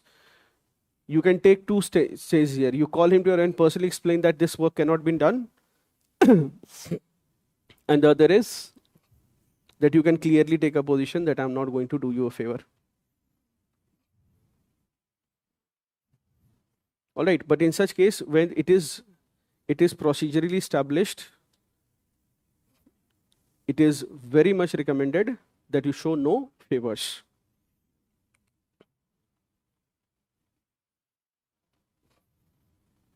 Extra rupees, you are in a hurry. Go up to the counter and ask the clerk to give back the money that has been very. Do not interfere, not this, and treat it as a normal affair. This is not. Positive bias for action has to be there. Subsequently report the matter to the concerned authorities. No doubts here. Power of villages come to you. Very typical case. So as a district collector, you will always have people coming in for some work, getting some work done. When somebody is coming to you for some work, then what does it mean? He has exhausted all other avenues. Second, he is a daily wage worker, which means he is getting paid for the work that he does daily. If he doesn't work that day, what happens? He doesn't earn money to feed himself and his family. This understanding is very important for you to understand this. Right? Similarly, let's say one day if you have to go and get some work done at UPSC, then do you see that that day you will not be able to study? If you have many such days, then will you be left behind or not? Yes. So think of that. The daily wage worker is much like that. He has to work daily to earn his living. Now, in this case, tell him to wait for another 2 hours, should not be there. Don't say that ye junior adhikari se karna hai. You call your senior subordinate and ask him to solve the villager's problem or take the application. This shows emotional intelligence and empathy. You are able to also acknowledge the villager's problem. You are your gesture is actionable, isn't it? And there is proactively handling of the case. Sugar shortage, close friend wants it. Now, this is again, it was an old question even from those days' perspective. Why would there be a sugar shortage and your friend would need it? This is pre-liberalization era situation. So in pre-liberalization, you are aware of 1991 liberalization? Before that, sugar would be sold through control shops. Then 1991, some miracle happened. And control shops means government regulated shops. There was a quota fixed for everyone. Why? Sugar is happiness. You see people eating chocolate and they will immediately smile. And when we have a socialist regime, we feel that happiness must be equally distributed among the population. It shouldn't be that Sugam has 2 chocolates and he's very happy and I have none and I'm unhappy.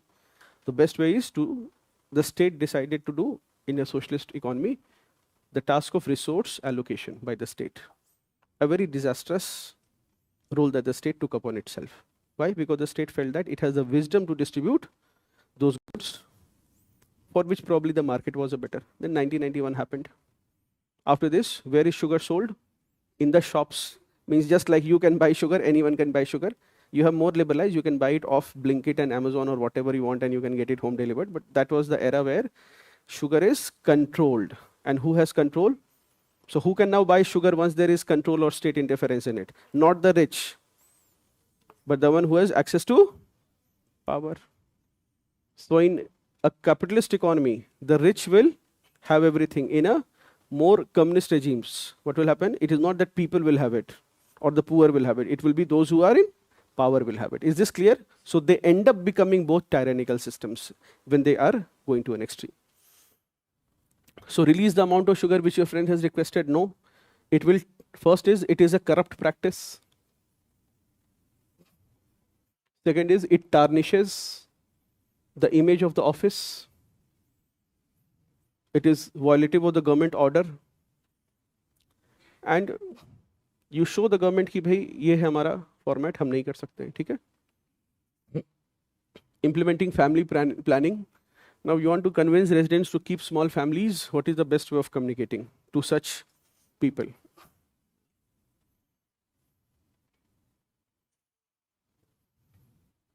According to my opinion, as I worked in villages, this was a fair enough thing that you ask, but the commission has not taken it as a right answer. That you ask people who have done several things and you explain the benefits to them. According to commission, logically explaining to the resident the need for family planning to improve living standards, fair enough. So you have rational or what is called the use of logic or logos. What are the 3 tools of persuasion? Logos, pathos and ethos. Those who are not heard of these terms, we will do it in the class. Don't lose your mind. Okay, we will do these things. Abhi hoga aage. Encouraging late marriages by offering incentive. This is the best option in my opinion. If you go to a village and you start talking, ये वाला मेरा अनुभव है कि काम नहीं करता है, but the commission says कि you make an effort to logically explain. है ना? Yes.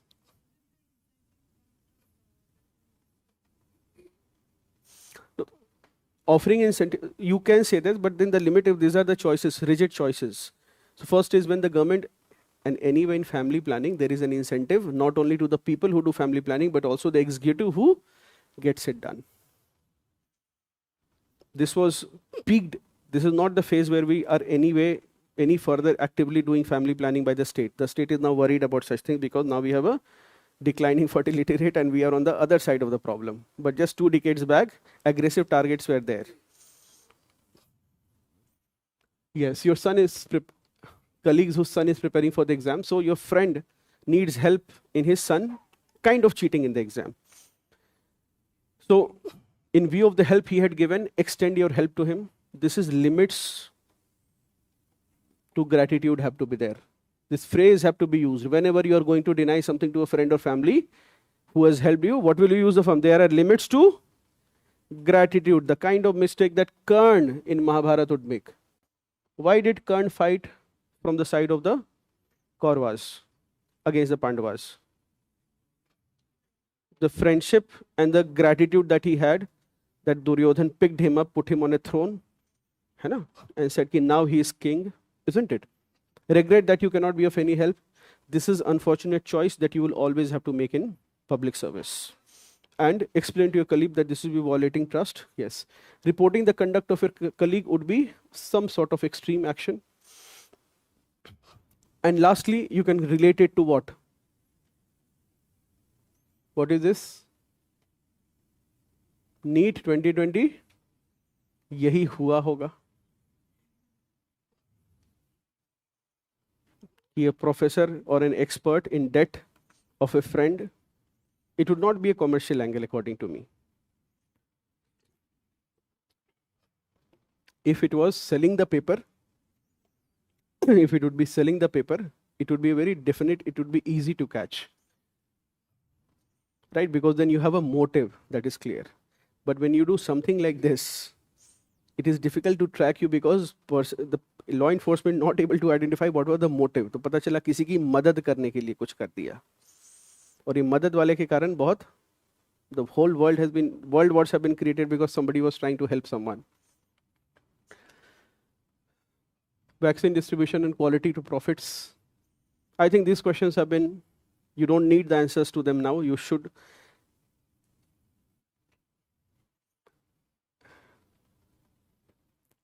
Yes, in this question you have to be very clearly, accountability is the correct principle. Similarly, in this question, in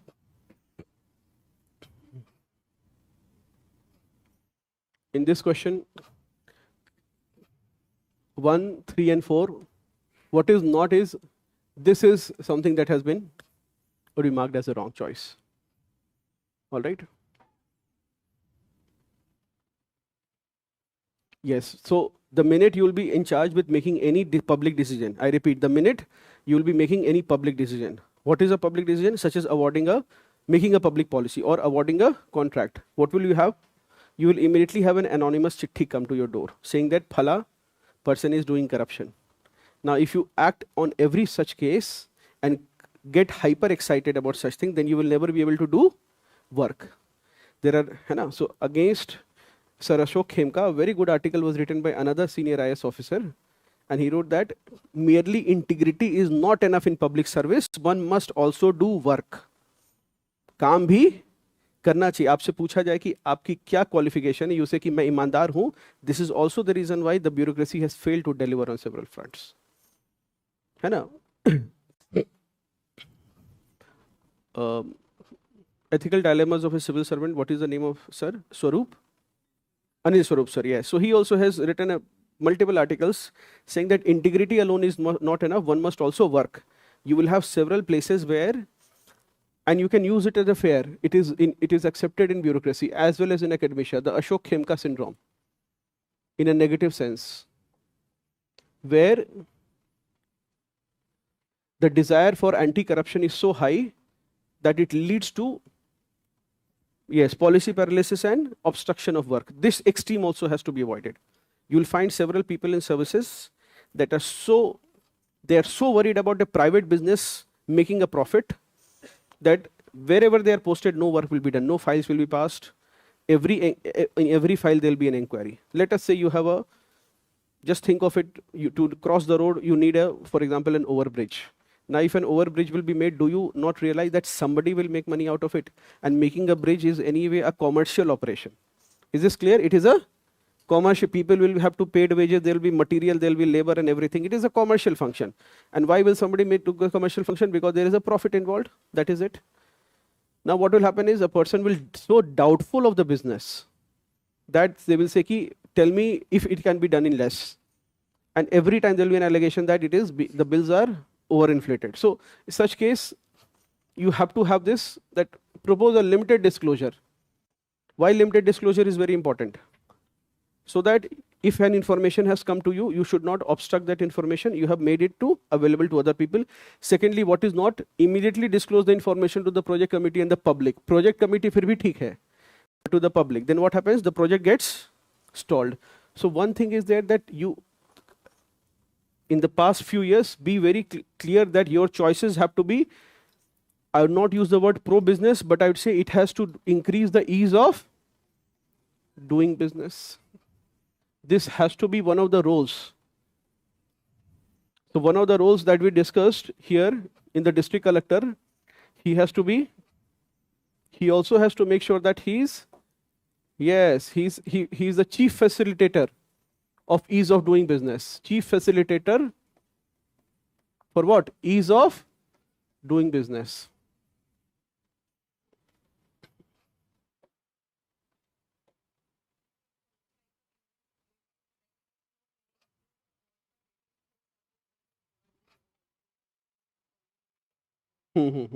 Yes.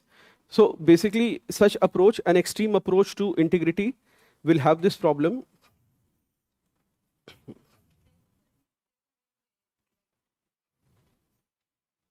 Yes, we have to take a midway.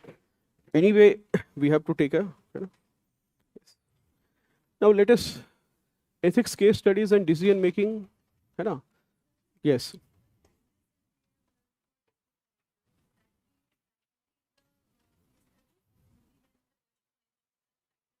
See, whenever you are the chief administrator, then those roles will always be for the chief administrator to the head of the organization. The head of the organization also has to make sure he has to be the chief communication person. He is also be the chief negotiator. It will be, for example, you are the head of an organization and the most talented resource is asking for such a hike that it will come to a great cost, financial cost to the organization. What will you do? Then in case you are also the chief negotiator. So whenever there is a head of an organization, large parts of it will apply, and district collector is the head of the district for all purposes, so it will apply there. Now case studies and decision making. So we've done this. Now let us solve one question, and this will help us solve all the case studies. 2018 question. Explain the process resolving ethical dilemmas in public administration. All right. So one is that when you have a case study, what is the approach that we need to follow?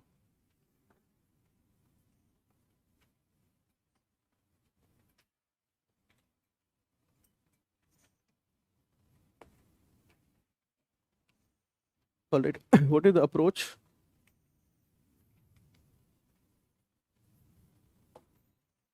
I think.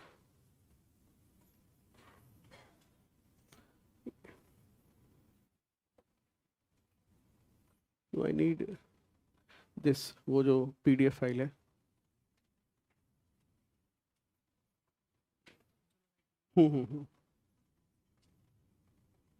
अच्छा, ये यहाँ पर है. Yes. What is the approach that we need to follow? Few things, if you realize, then we'll basically discuss the. I'll try to solve a few case studies today, but.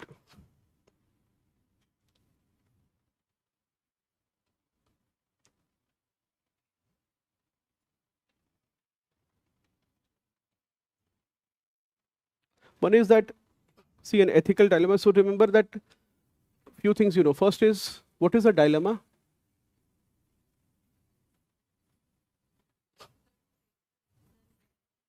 Very good.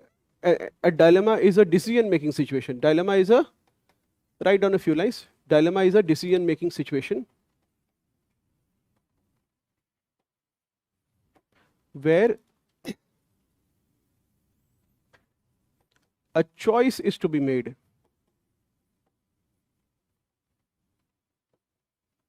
between two competing objects or values, etc.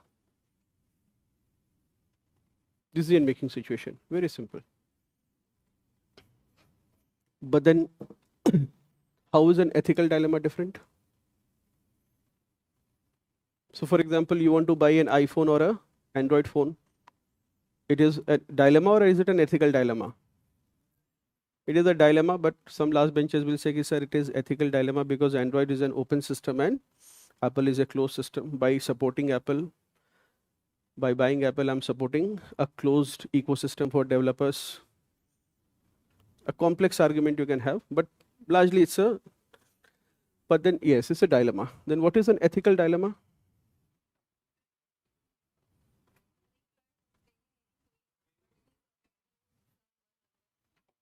Yes, remember in ethical dilemma, one thing, you have to be very clear. Write down a line, ethical dilemma. Ethical dilemma or dharma sankat. Dharma sankat. Ethical dilemma or a dharma sankat is a decision making situation,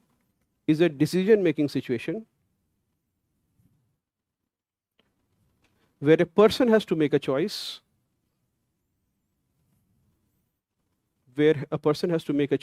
such that any choice he makes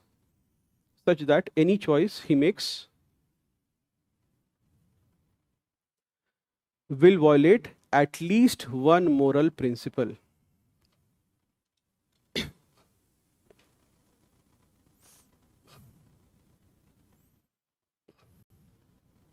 At least one moral principle. Next line you write.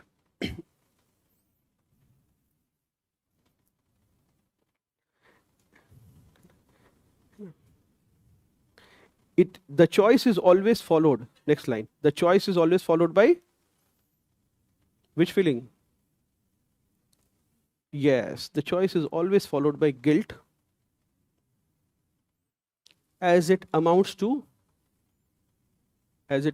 choosing between two evils. Is this clear?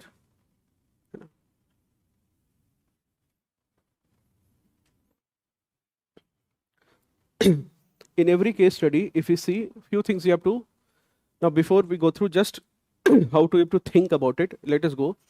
Sometimes you may have you been able to read all the case studies, question number 1 to 7 of 2025? Okay, question number 1, have you read it? Let us read once. Please read question number 1. Please read so that you will be able to get the context in which I'm saying this. Read question number 1 that is given. I have pasted it somewhere.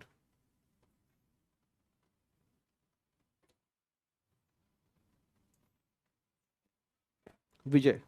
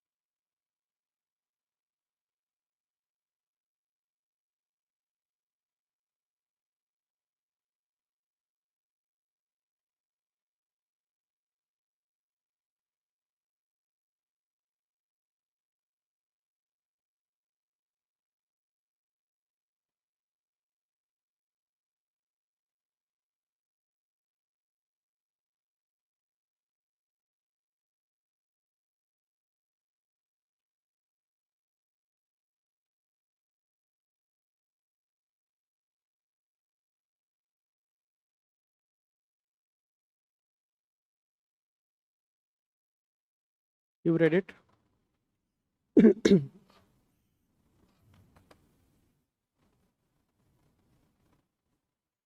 Now,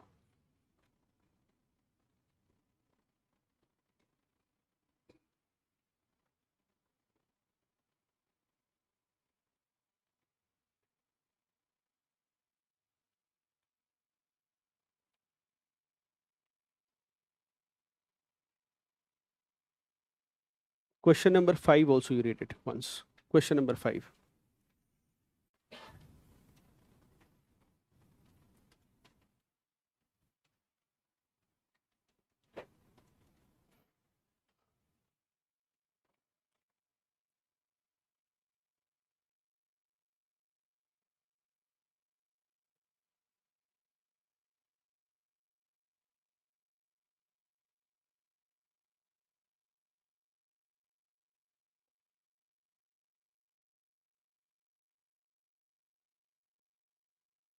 Manrega wala question.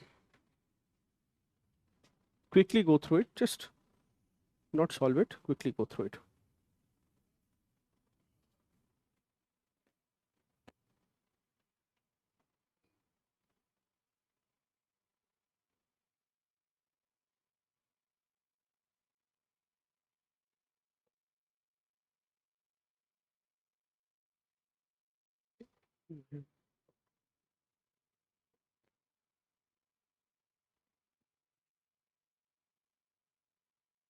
Note पे आना है तो इस पे और उस पे जाना है वापस तो इस पे. अच्छा, if I have to switch between the two, this is I can do. Huh?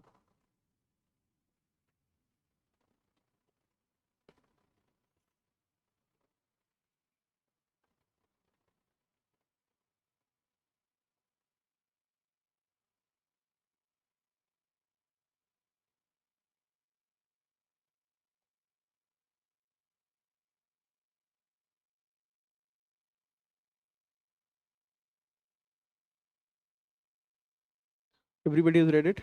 Also read question number 4.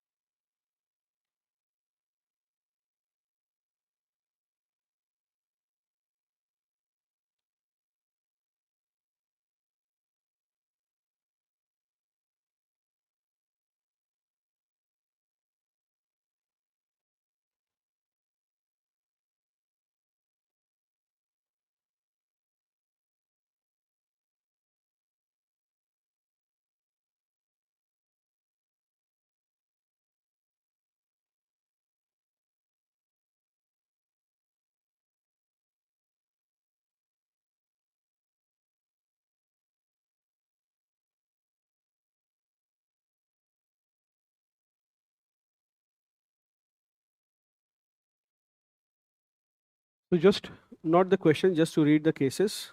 I'll briefly tell you what the case is.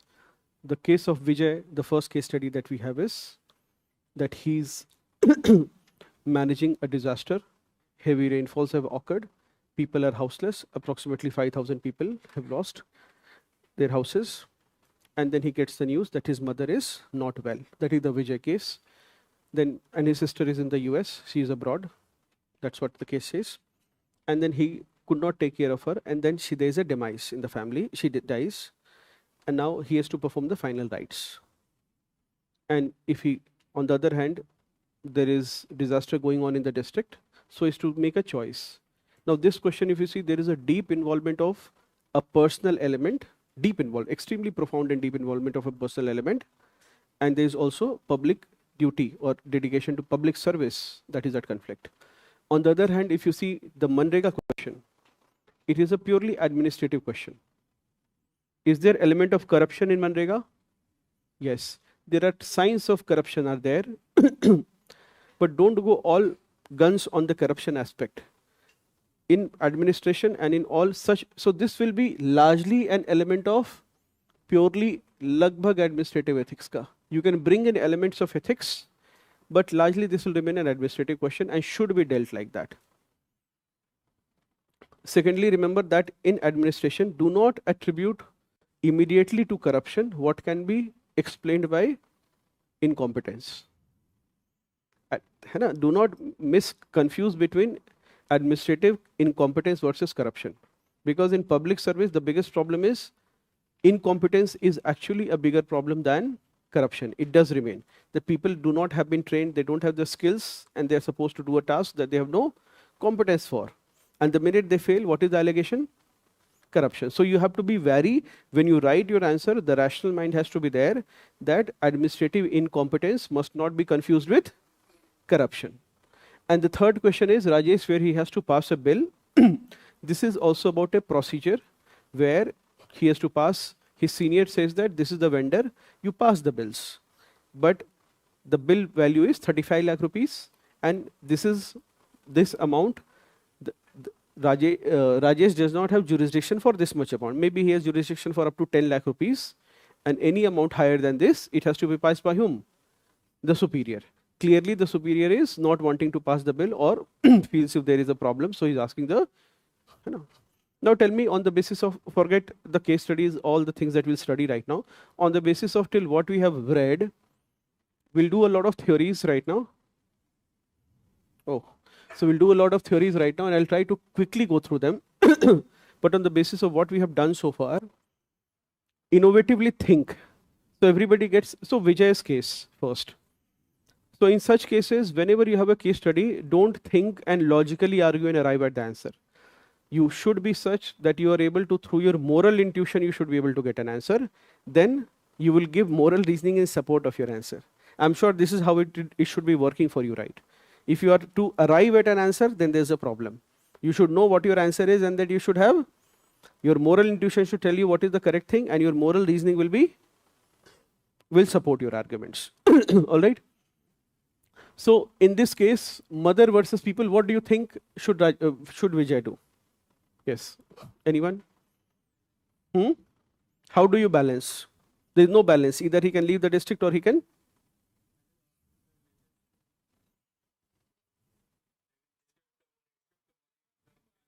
Huh?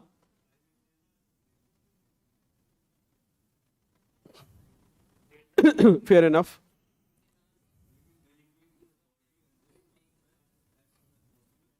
So for the term, for the all practical purposes, for the final answer, no matter what the disaster is, see, first is in ethics, as we saw, every answer is, no answers are wrong answer, and just that some answers are more right than the others. It will be my argument that in such a case, remember two things. One is what is the ethical framework, and second, who's checking your copy. So if you describe this scenario to your parent and say, what should he do? You probably have your answer. Isn't it? You probably have your answer. So in such a case, now the thing is that you'll say, sir, but it looks like I'm abdicating responsibility. No. Yes, young lady.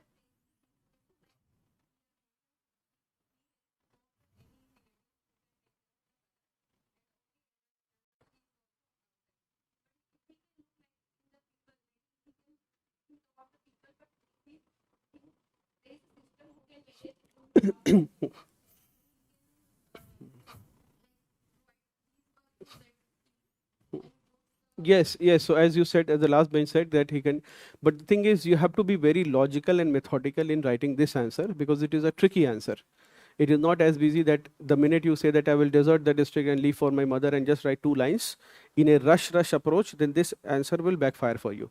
On the other hand, if you are able to reason out why you have done this, according to me, my approach, a better answer, you can say that you will go for the district and you will, because you are committed to public service, you can also fill clauses such as, for example, National Disaster Management Act makes you the responsible person.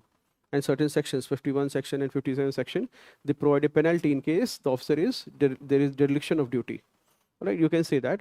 But on the other hand, first is that the mother fell sick and there was elderly care was missing. What if he doesn't go? What is the problem? Tell me, what is the problem with if he doesn't go? Yes, the first problem he will not go is the problem of guilt, a lifelong guilt that will have. But then in an ethical dilemma, you always end up with guilt. In an ethical dilemma, what is the consequence of an ethical dilemma? Guilt is inevitable. If he goes there and he does, and somebody tells him that, so Mr. Senior calls and says, okay, Vijay, we better serve the dead than the living, that itself will fill him with guilt. So there will be guilt, but this will be a lifelong guilt. Second is social ostracization, but then he sets a extremely bad precedence for the institution of what? He sets a bad precedence for the institution of family as a whole. उसके बाद उस महल्ले का कोई आदमी बच्चों को America या civil service के लिए भेजेगा? पता चल गया ऐसा केस है तो घर जाकर पता कर लेना. Right? The biggest argument is that he sets a bad precedent for the institution of both family as well as marriage. There are several reasons why people marry. One is companionship, the other is for the progeny who will carry forward. And then you come to know that both the progeny, एक America में और दूसरा civil सेवा में, और दोनों के पास कह रहे हैं वीडियो कॉन्फ्रेंसिंग कर लेंगे. And your paper checker is above 50, 55 plus and most 60 plus. So this is what I'm trying to tell you. You have to know what is the correct answer. This is important. Though you can also argue that you will do public service. And here is where if there is too much deduction of marks, it will not happen from part A. It will happen from part B. Too much getting a good score, you will have to do well in part A. But here you don't have to get it wrong. I'm not saying it is absolutely wrong. The thing is, you have better justifications for it. Have a rational. Second is, Manrega, chalo, you do not know. Third is Rajesh passing the bill. Tell me what have we learned so far? Ease of doing business, government's focus is there. It is so crucial that it is when it is happening at the Prime Minister's level, one benefit that we are having is that the bureaucracy is also aligned. You can tell a bureaucrat that this is the problem we are having in doing business here. The work simply doesn't get happened. So senior is not willing to pass and you are also not passing. Tell me a practical approach. Everybody knows the case. Bill is for 35 lakh rupees. Rajesh can only sign up to maybe 20 lakh rupees. This amount has to be signed. Now tell me practically. I have worked in the government. I'll share you my experience how I do it. And it would pass both scrutiny as well as it would be approved by the senior also. But I think innovatively. Somebody said innovation. How will you help him? What will be the approach? Or what is your solution to this problem? Sukam, what will you do? Going ahead, that can be a long-term strategy that we will diversify the vendors. Suggest that because for 2 reasons. One is that bills from a single vendor being too high raises suspicion in the audit as well as within the department. Very good. That's a long-term measure. Anybody else? Yes, ethics is a thinking paper. Yes, last bench. Huh? So it is written that if you split the bill into 3, audit will say that same bill has been split in 2-3 bills, and that will not pass the audit test. तो इसके ऊपर का सोचो, ये तो वहां पर तुमको बता देंगे लोग. तुम IAS के एग्जाम से जा रहे हो तो तुम yes, you could always, one way is a formal institution is that you request your senior that the bill exceeds your authority, and you may inform both the vendor as well as senior in real that please the bill exceeds my authority and kindly provide future directions, or the bill may be passed on to him. Tell me. But what is the problem? So who are the parties involved here? Parties or what is called stakeholders. The vendor is also a stakeholder, you are stakeholder, senior stakeholder, and maybe society department in this case. Forget the society, the department. Because the department, if the bill is not passed, why is the department an affected party? If the bill is not passed, उस विभाग से bill pass होने में पानी पिला देते हैं पदाधिकारी. This is what is going to happen. So the reputation of the department is also at stake. Is this clear? You don't want to give that impression. What did it be? In real, yes, young man. Split the bill. The correct answer here will be that you express, I mean, not the correct, every answer is correct, but the more correct option will be that you clearly express to the vendor that such bill is not within your signing authority. In this case, split the bill के लिए लिखा हुआ already, you cannot simply split the bill. So one thing which is very close to what you are saying is that you say that since you not want bills to be stuck and be anti-business and would want to push the government's ease of doing business, you will say that what are the urgent payments which the vendor needs, for which services and goods have been completely delivered. He will send a separate bill for it, which can be prioritized and be cleared at his level. Any bills that he can wait for. And for example, somebody says this building was made. Now there will be something which he says, okay, cement, gitti, balu, iska de dijiye, paint ka baad mein kariyega. Because the department may not have the authorization for it, or the party may not have money for it. So therefore, in such case, you will have to prioritize some bills. This will also pass the audit test, because somebody says कि भाई इतना का क्यों पास किया बार बार. Well, sir, that was on priority because at least some amount should have gone to the vendor. Why? Ease of doing business plus vendor's own obligations will be there to his staff, to his employees, to his subcontractors, the one who are supplying or where he is buying from, or he has taken a banking loan. All right, so this is what all I'm saying is we will reason out for it. All right, we'll reason out for it, all these choices. Now let us quickly take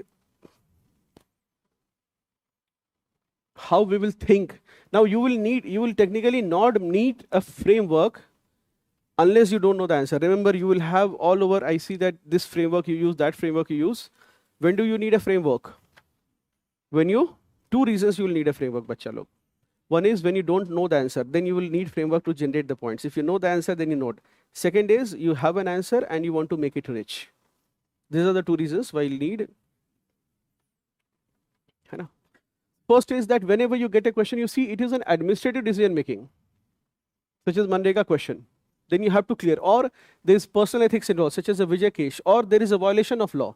If there is a violation of law, if the law is explicit, then you follow the law. Second is Patra. Ethics is determined by 3 elements. Sthan, one of the ideas is Sthan, Kal and Patra. Right? So are you a citizen? Are you an administrator? Are you a whistleblower? Are you a vendor? Who you are? You have to be very clear. Third is conflicts involved. Now, conflicts involved mein, please remember you have to identify 3 kinds of conflicts. Isko note down kar lo. In every case studies, you will have first thing will be, what is the conflict? One is conflict of values. Second will be conflict of duty, conflicting duties. And third will be conflict of interest. You will always nearly have this in every case study. Barring the pure administrative case, where also you will have a conflict. Tell me, in Vijay case, what is happening?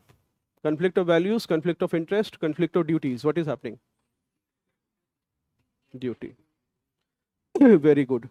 So what happens is, if this is Vijay, in every case study, at least how many case studies you have in a paper? You have 6 case studies. Please make sure that at least in half the case studies you make a diagram of an ethical dilemma. We told what is the ethical dilemma.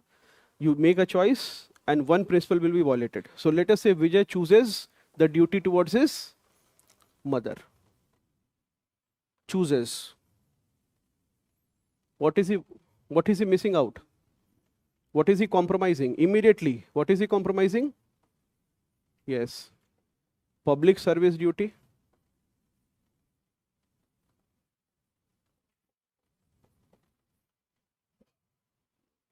That is why he will have a dilemma also. The minute he chooses what? His people, the people in district. What is he compromising? So this is, he is Putra Dharma jo hai.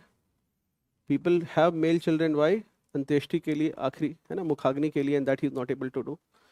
So his dharma towards his mother.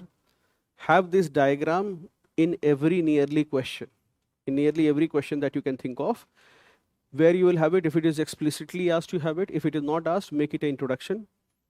Our, you know, there are 2 or 3 principles of introduction as we'll deal with. Are we going a little slow? Somebody say yes. Are we going fast? Chalo. Are we going slow? धुरंधर खिलाड़ी कुछ बैठे हुए हैं, ठीक है. So conflicts involved, 3 kinds of conflicts as we talked about is. This is to be picked up from where? From part A. What are the conflict of values? What are the conflict of duty and what is the conflict of interest? The 3 conflicts you have to identify. Okay. I'm aware there is a class. Yes. Now next thing is, in case study, this is for the thinking part. First is, and this is probably the framework that you would want. You may have technically some frameworks. See, whenever you get a case study and you need points, so in case studies, the problem is not this is the choice and these are the what I will do and pros and cons. That is not the problem. The problem is vocabulary, which is what are you going to write. That makes a lot of difference. How will you get those ideas? You won't write something like Vijay must go to his mother, otherwise what society will say. तो हिंदी में लोग क्या कहेंगे को white और वो करके लिख दिया तुमने. Otherwise what society will say. It has to be a little richer than that. I have seen this in copies. I have asked so many students to write this answer. Otherwise what people will say. I write cute in those answers and then tell them okay cute है काफी है कि what otherwise लोग क्या कहेंगे what people will say. Yes. Yes, so I'm just giving you some food for thought. Remember, every case study will often be a rights violation case. All right, but any rights violation hai pehle ruko. So from the constitution, the first thing is what? The first thing is preamble. Preamble itself, you can pick up a few things. What is the opening line of the preamble? Very good. Chalo, sabko yaad hai. Abhi DPSP tak aate aate pata chalega. Fair enough. When you are going to choose the people, use these lines, not just in paper 4, but across all your papers. Whenever there is a public policy question, where you are choosing either the people or the benefit of the people or public welfare, you can always use this line that not the preamble begins with, you can always say the Constitution of India begins with the 3 words, we the people, that shows that it is public welfare and people's interest that has to be placed at the highest position in decision making, since this highest position is given by the Constitution itself. Why? Opening words of the Constitution are we the people. What else is there? For example,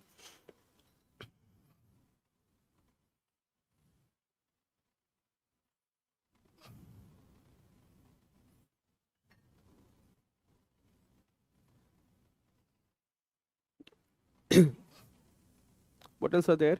Yes, apart from that, you have the ideals of the Constitution: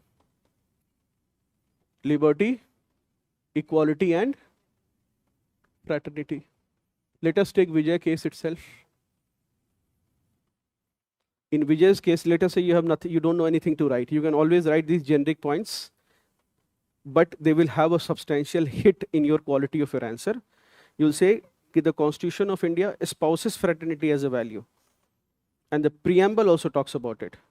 Leaving one's countrymen in a disaster for a private obligation, no matter how urgent it is, go against the very values of fraternity espoused by the Constitution.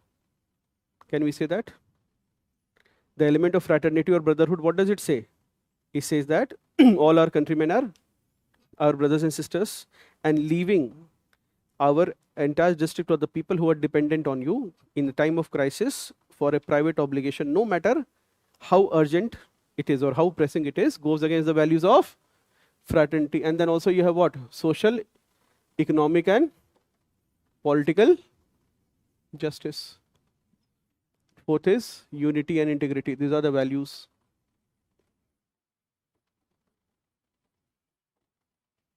You can use value number 4 in question number 6. What is question number 6? Case study number 6 that you've gotten. I'll leave you at 4:45. We'll try to do as much as we can. Unity and integrity is a refugee crisis is happening and then you're coming over. So therefore, you can use this unity and integrity for it is extremely important, or security of the nation. All right. So this is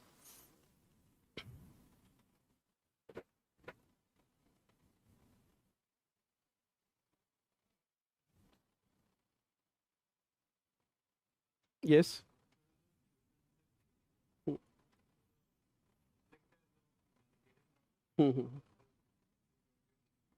Yes.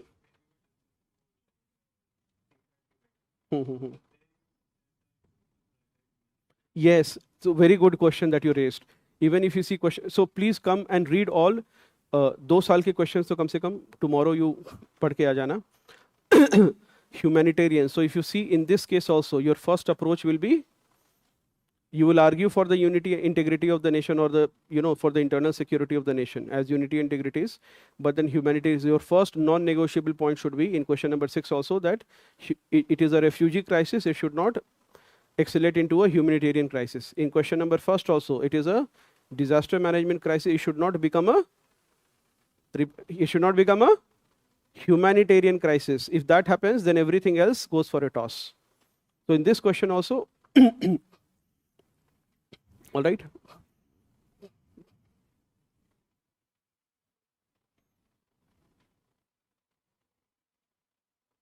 Then with respect to rights and duties,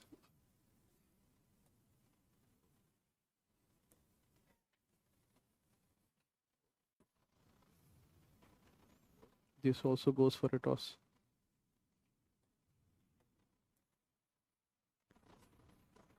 Fundamental rights and fundamental duties. Be very clear. Fundamental rights such as, for example, right to life, Article 21, always you'll be using this. Write it down, right to life, a supreme value. Right to life and liberty, applicable in nearly every case where there is a likelihood of humanitarian crisis. Right to equality, not so much. Freedom of expression, Article 19. Freedom of expression, important, because you will have cases where this will be important. Then prohibition of child labor is Article 24.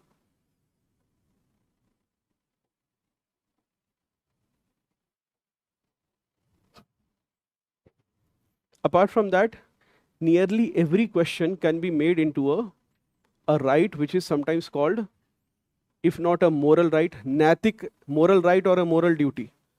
A civic right. As a citizen, you have civic right. It can be a cultural right.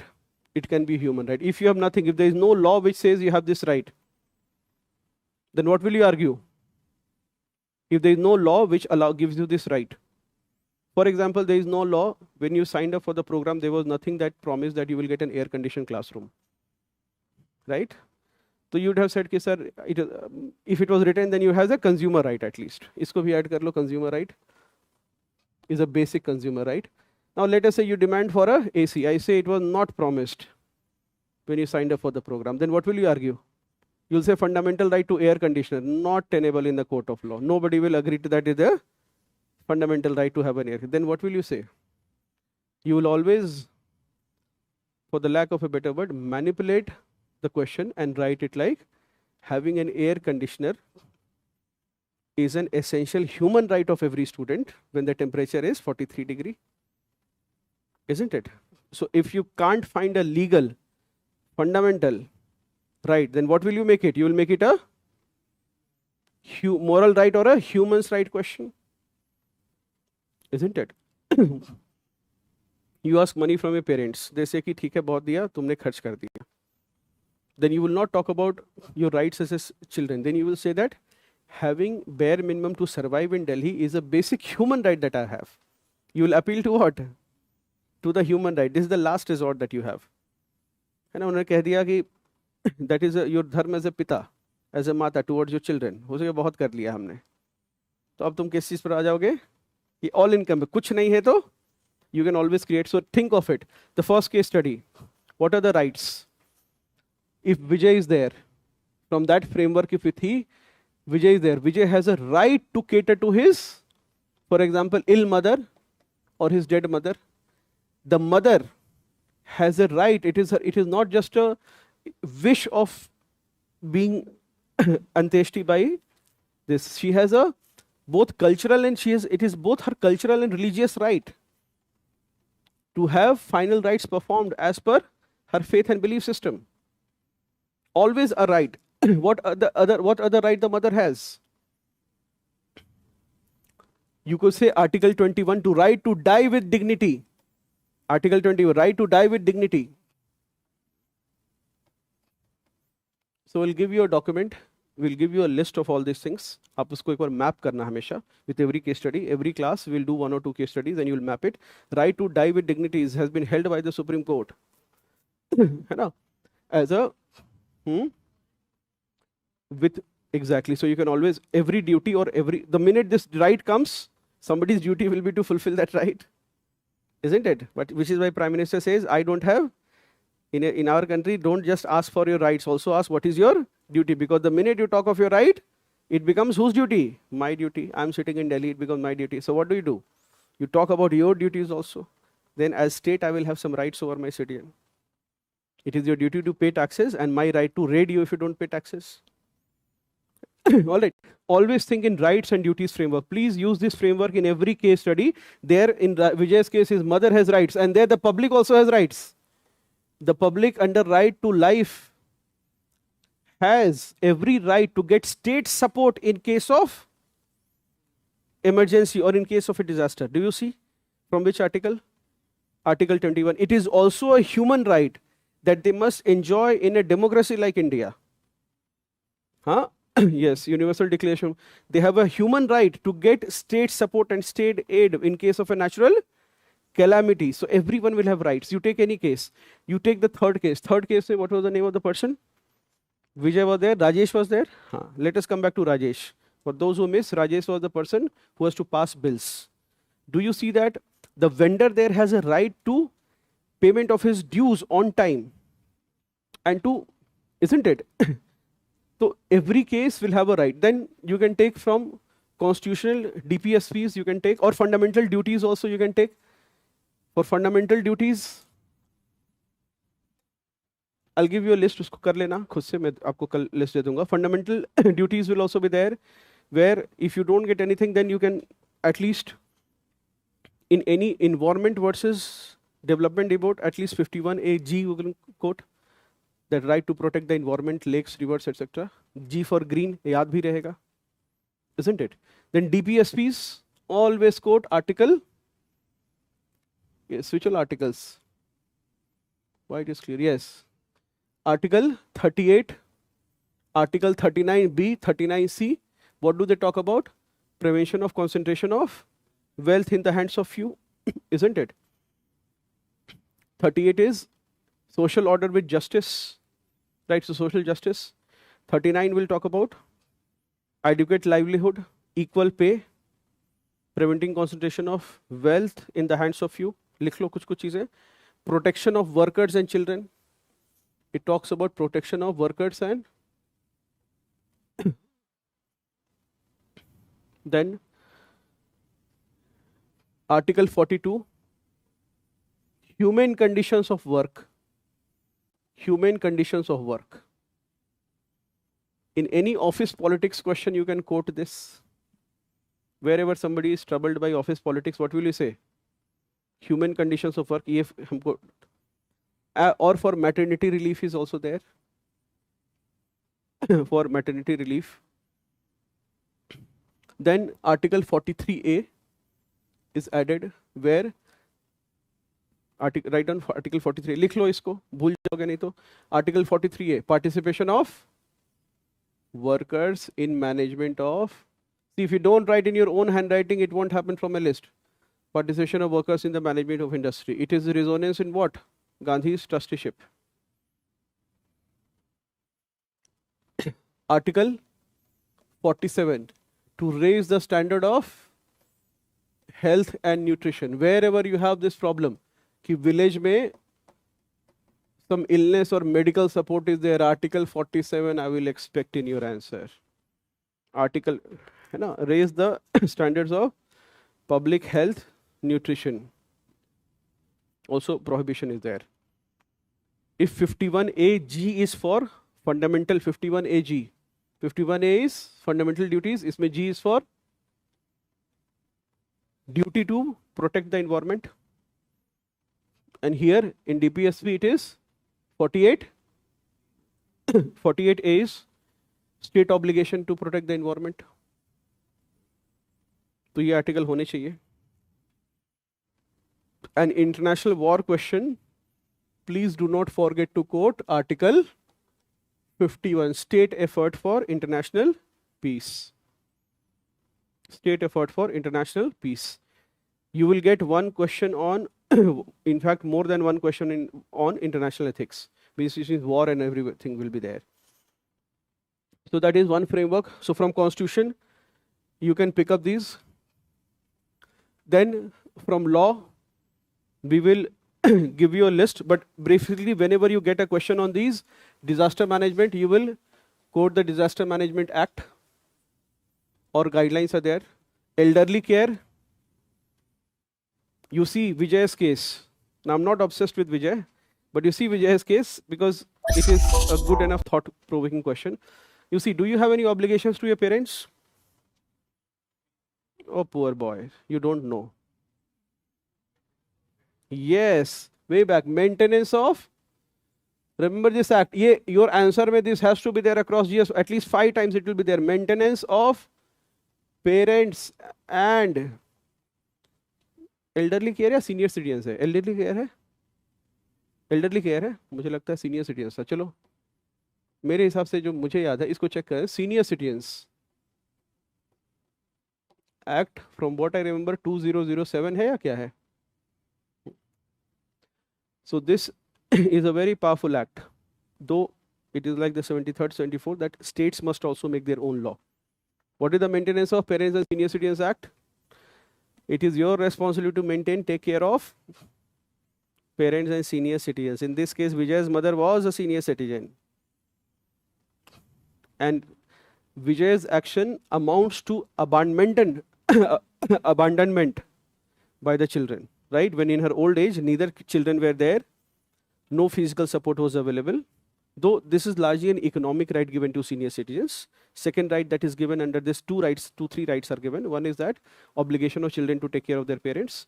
Second is if your parents have done all their jameen jaidad in your name, and tomorrow if you don't take care, then they have the right to, एक छोटी सी चिट्ठी डाल देंगे and that right will be taken away. District collector has the right to take those away. Or if the parent complains, then the collector will have the power to ensure that वो property आपको नहीं मिलेगी. और भी कुछ है. Government contracts and information. No, this is something. Elderly care. Oh, चलो ठीक है. उसके बाद, yes, schools of ethics. Very basic. Just one thing that will determine your option. Consequentialism. It says that morality of an action. It says what? Morality of choice. Morality of choice depends on what?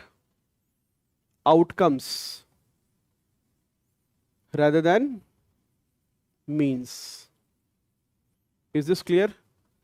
So if Vijay makes a choice and that turns that disaster case into a humanitarian crisis, then was Vijay's action moral?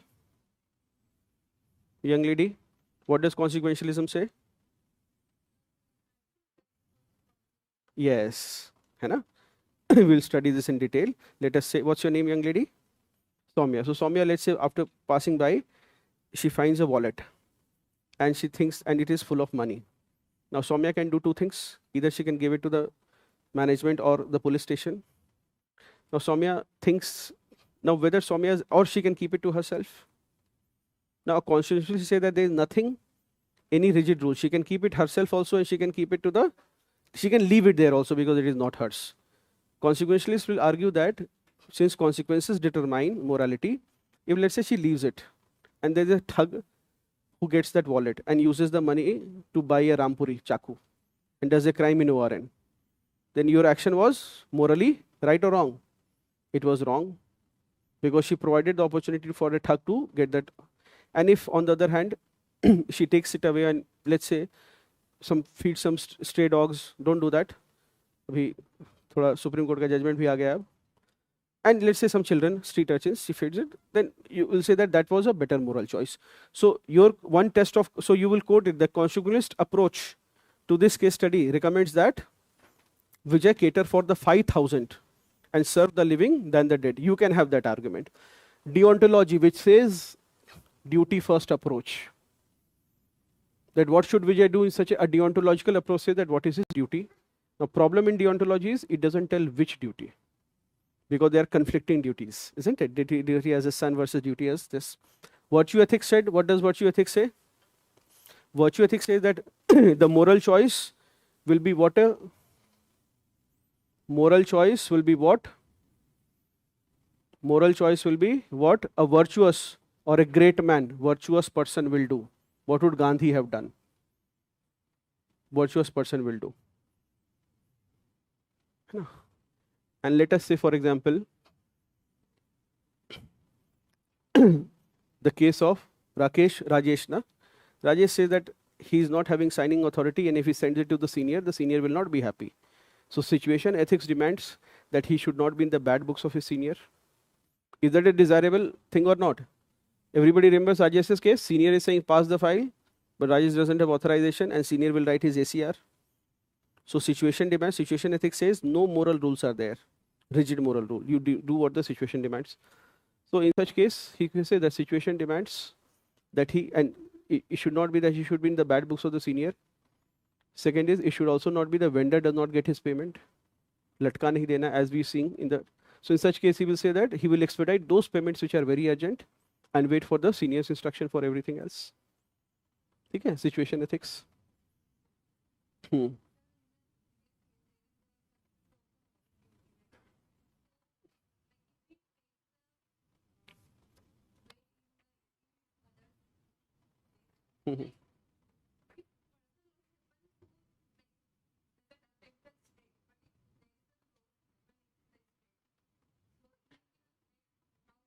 Yes, he said that personal law does not affect the state, but if he withdraws from duty, then larger public interest is hurt.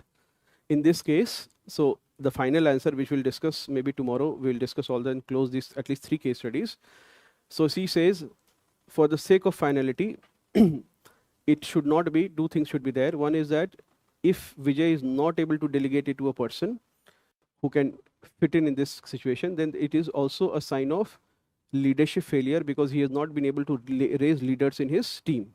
Second, it is a sign of person dependence in any organization, which is not good for the organization itself. So in this case, Vijay should have a second line of leadership which is able to take care this. Apart from that, when you see, when Vijay, as well as every case, the Public Service Code of Second ARC or Nolan Principles, everybody knows, Lohasio, these qualities will be again part of your framework. What qualities are needed? In the case of Vijay, you will write leadership. Second is an open communication, openness. Honesty and accountability is there. Selflessness, if you are going to choose public service. Integrity and objectivity. We'll discuss. Other is, what other things from GS4? What values, list of values will be there? Civil services aptitude is a test. In the decision making question, what is a test? Is civil services aptitude.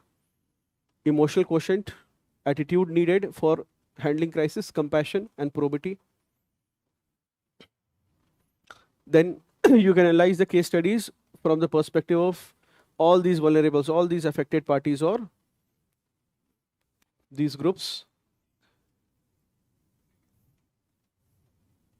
And apart from that, two things, please, jaldi se 5 minute mein likh lo. Gandhi is something that will help you in the 11th hour. Gandhi is everywhere and he can be applied in every question. First is, always Gandhi's talisman. What does Gandhi's talisman say? Yes. When making a decision, when making any decision, keep in mind the face of, yes, keep in mind the face of the poorest of the poor. Poorest of poor. And if your decision will help him. And if your decision will help him.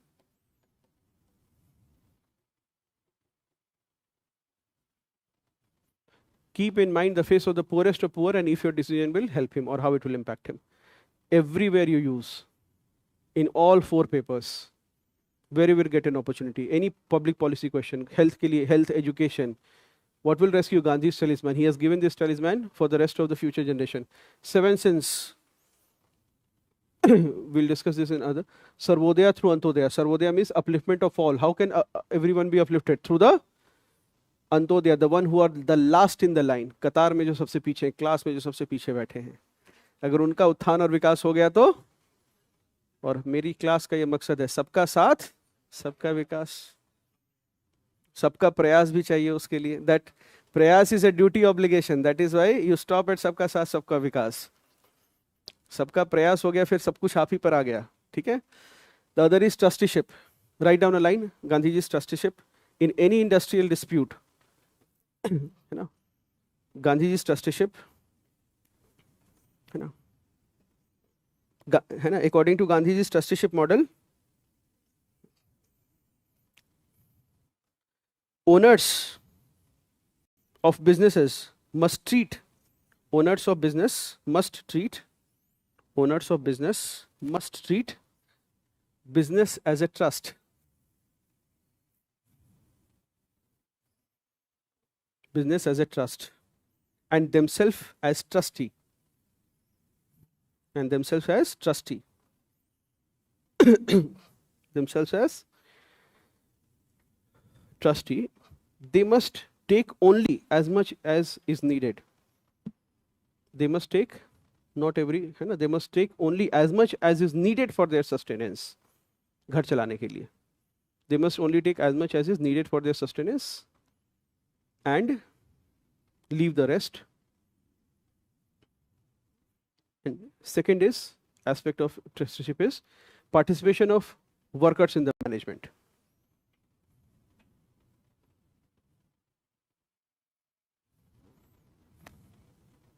Participation of workers in the management. Need and greed doctrine in every environment and this debate, environment versus development debate. Need and greed.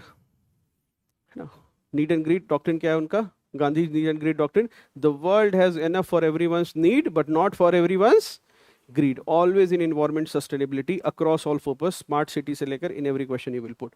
And lastly, be the change you want to see in the world. So if Vijay wants everyone to make some sacrifices, then he should be making that sacrifice himself first. So these arguments will go. Last, एक आखिरी कर लो. That will be Immanuel Kant. 3 principles which should actually guide your decision making.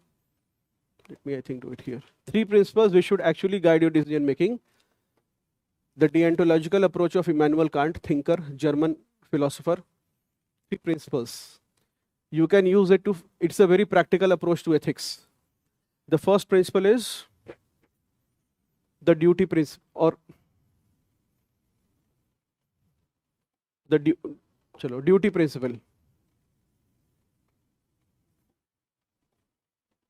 The duty principle says that in case of any doubt, what should person do? He must do his duty. The second is whenever a public, so this is a dominant ethical thought that guides complete 20th century and even 21st century. Doubt में हो तो क्या करना है? For a public servant, जो duty stated है वो करनी है. ठीक है? The second is the universality principle. These are the test of moral. Moral action क्या होगा? जो duty है तुम्हारी पहली. Second moral action will be universality principle. The universality says that an action or decision is moral. An action is moral if it can be made into a universal law.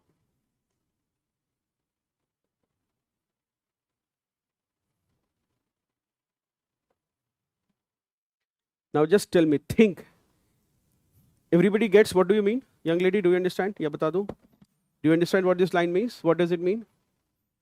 Your action, if it can become a universal law, then it is nahi. Wo action or another take of it, that if more and more people did it, then will the world be a better place or not? Which means your action has been made a universal law. Now tell me, does Vijay's action of catering to his mother, does it pass the universality test of Kant? If more and more people left the district because they had a family obligation, no matter a lifetime and an urgent one, will disasters be better managed or worse managed? So that is the reason why, that is the gray area why it becomes a case study, because these are the most dominant moral philosophy of 20th century. This is how Rawls' theory of justice and Immanuel Kant's these approach, universality principle, and the other is situational ethics is it is completely opposed to situational. Situational ethics says do what the situation says. He says no, there is a rigidity to morality. It is not humanity first. It simply says human beings should be an end. Human beings should be an ends in themselves. Should not be a means to achieve an end. Human beings should be an end in themselves and should not be a means to achieve an end.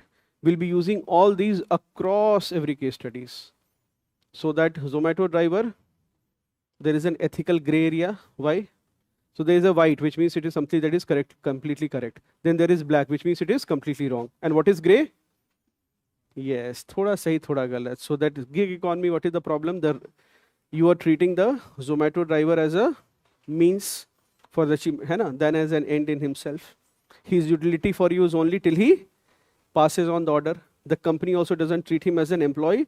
क्या बहुत transactional relationship है. Order आया, you deliver it and you will get paid for it. बाकी I don't know you and you don't know me. Extremely transactional. All right. So these are the 10-11 pointers along which we can think. We will try to give you and every day in the classes. So I'll be taking up administrative ethics from tomorrow, and we'll begin with foundational values of civil service, the theoretical part. So class will be of 2.5 hours direction, and let us see tomorrow if we can finish off at least writing 3 case studies, and then we'll begin with administrative ethics. And every day we'll have 3 questions, and 2 questions from part A and 1 question from case study. So over the course of by July 1st week, you should all be sorted. All right. Chalo. Thank you, class.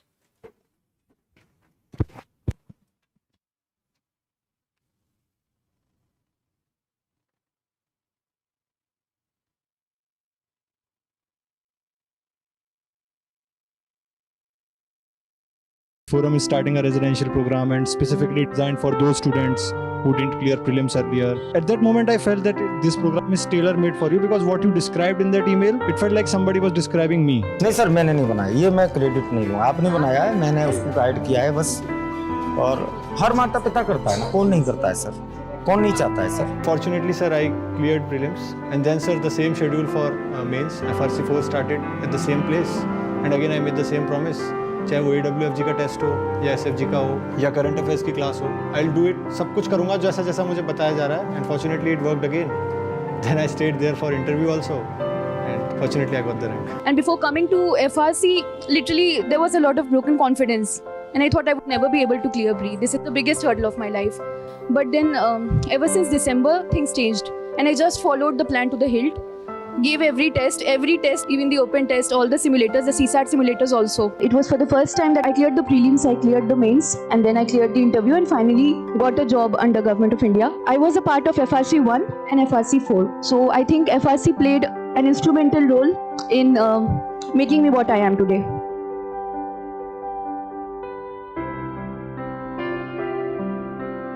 So I was scared, very honestly. I think a lot of my motivation for so many things is just a fear of failure. I'm not sure what a therapist or a psychologist might say about that. मेरा नाम doctor Akanksha Singh है. मैं गाज़ीपुर जिले से रहने वाली हूँ। मैं ऐसे पेशे से डॉक्टर हूँ। मैंने MBBS और मास्टर्स कर रखी है। मैं गायनाकोलॉजिस्ट हूँ। ये मेरा सेकंड अटैम्प्ट था जिसमें मेरी 301 रैंक आई है UPSC CSE 2025 में। So first is a sense of discipline, whether that's SFG or sometimes that I followed in AWFG also for the mains part. A sense of discipline that this is the target for the day. You got to complete your syllabus, immaterial whether you're completing 80%, 70%, 100%, but you have to come up, show up every day and write the test. Many, many congratulations to all of you who have cleared the prelims. Let us give them a big hand. I subscribed to the second level of SFG. I think I told you so. I had gotten to know about sir from a very close friend, which was honestly like my paradigmatic change, if you will call it, towards prelims preparation came when I heard sir speak on prelims.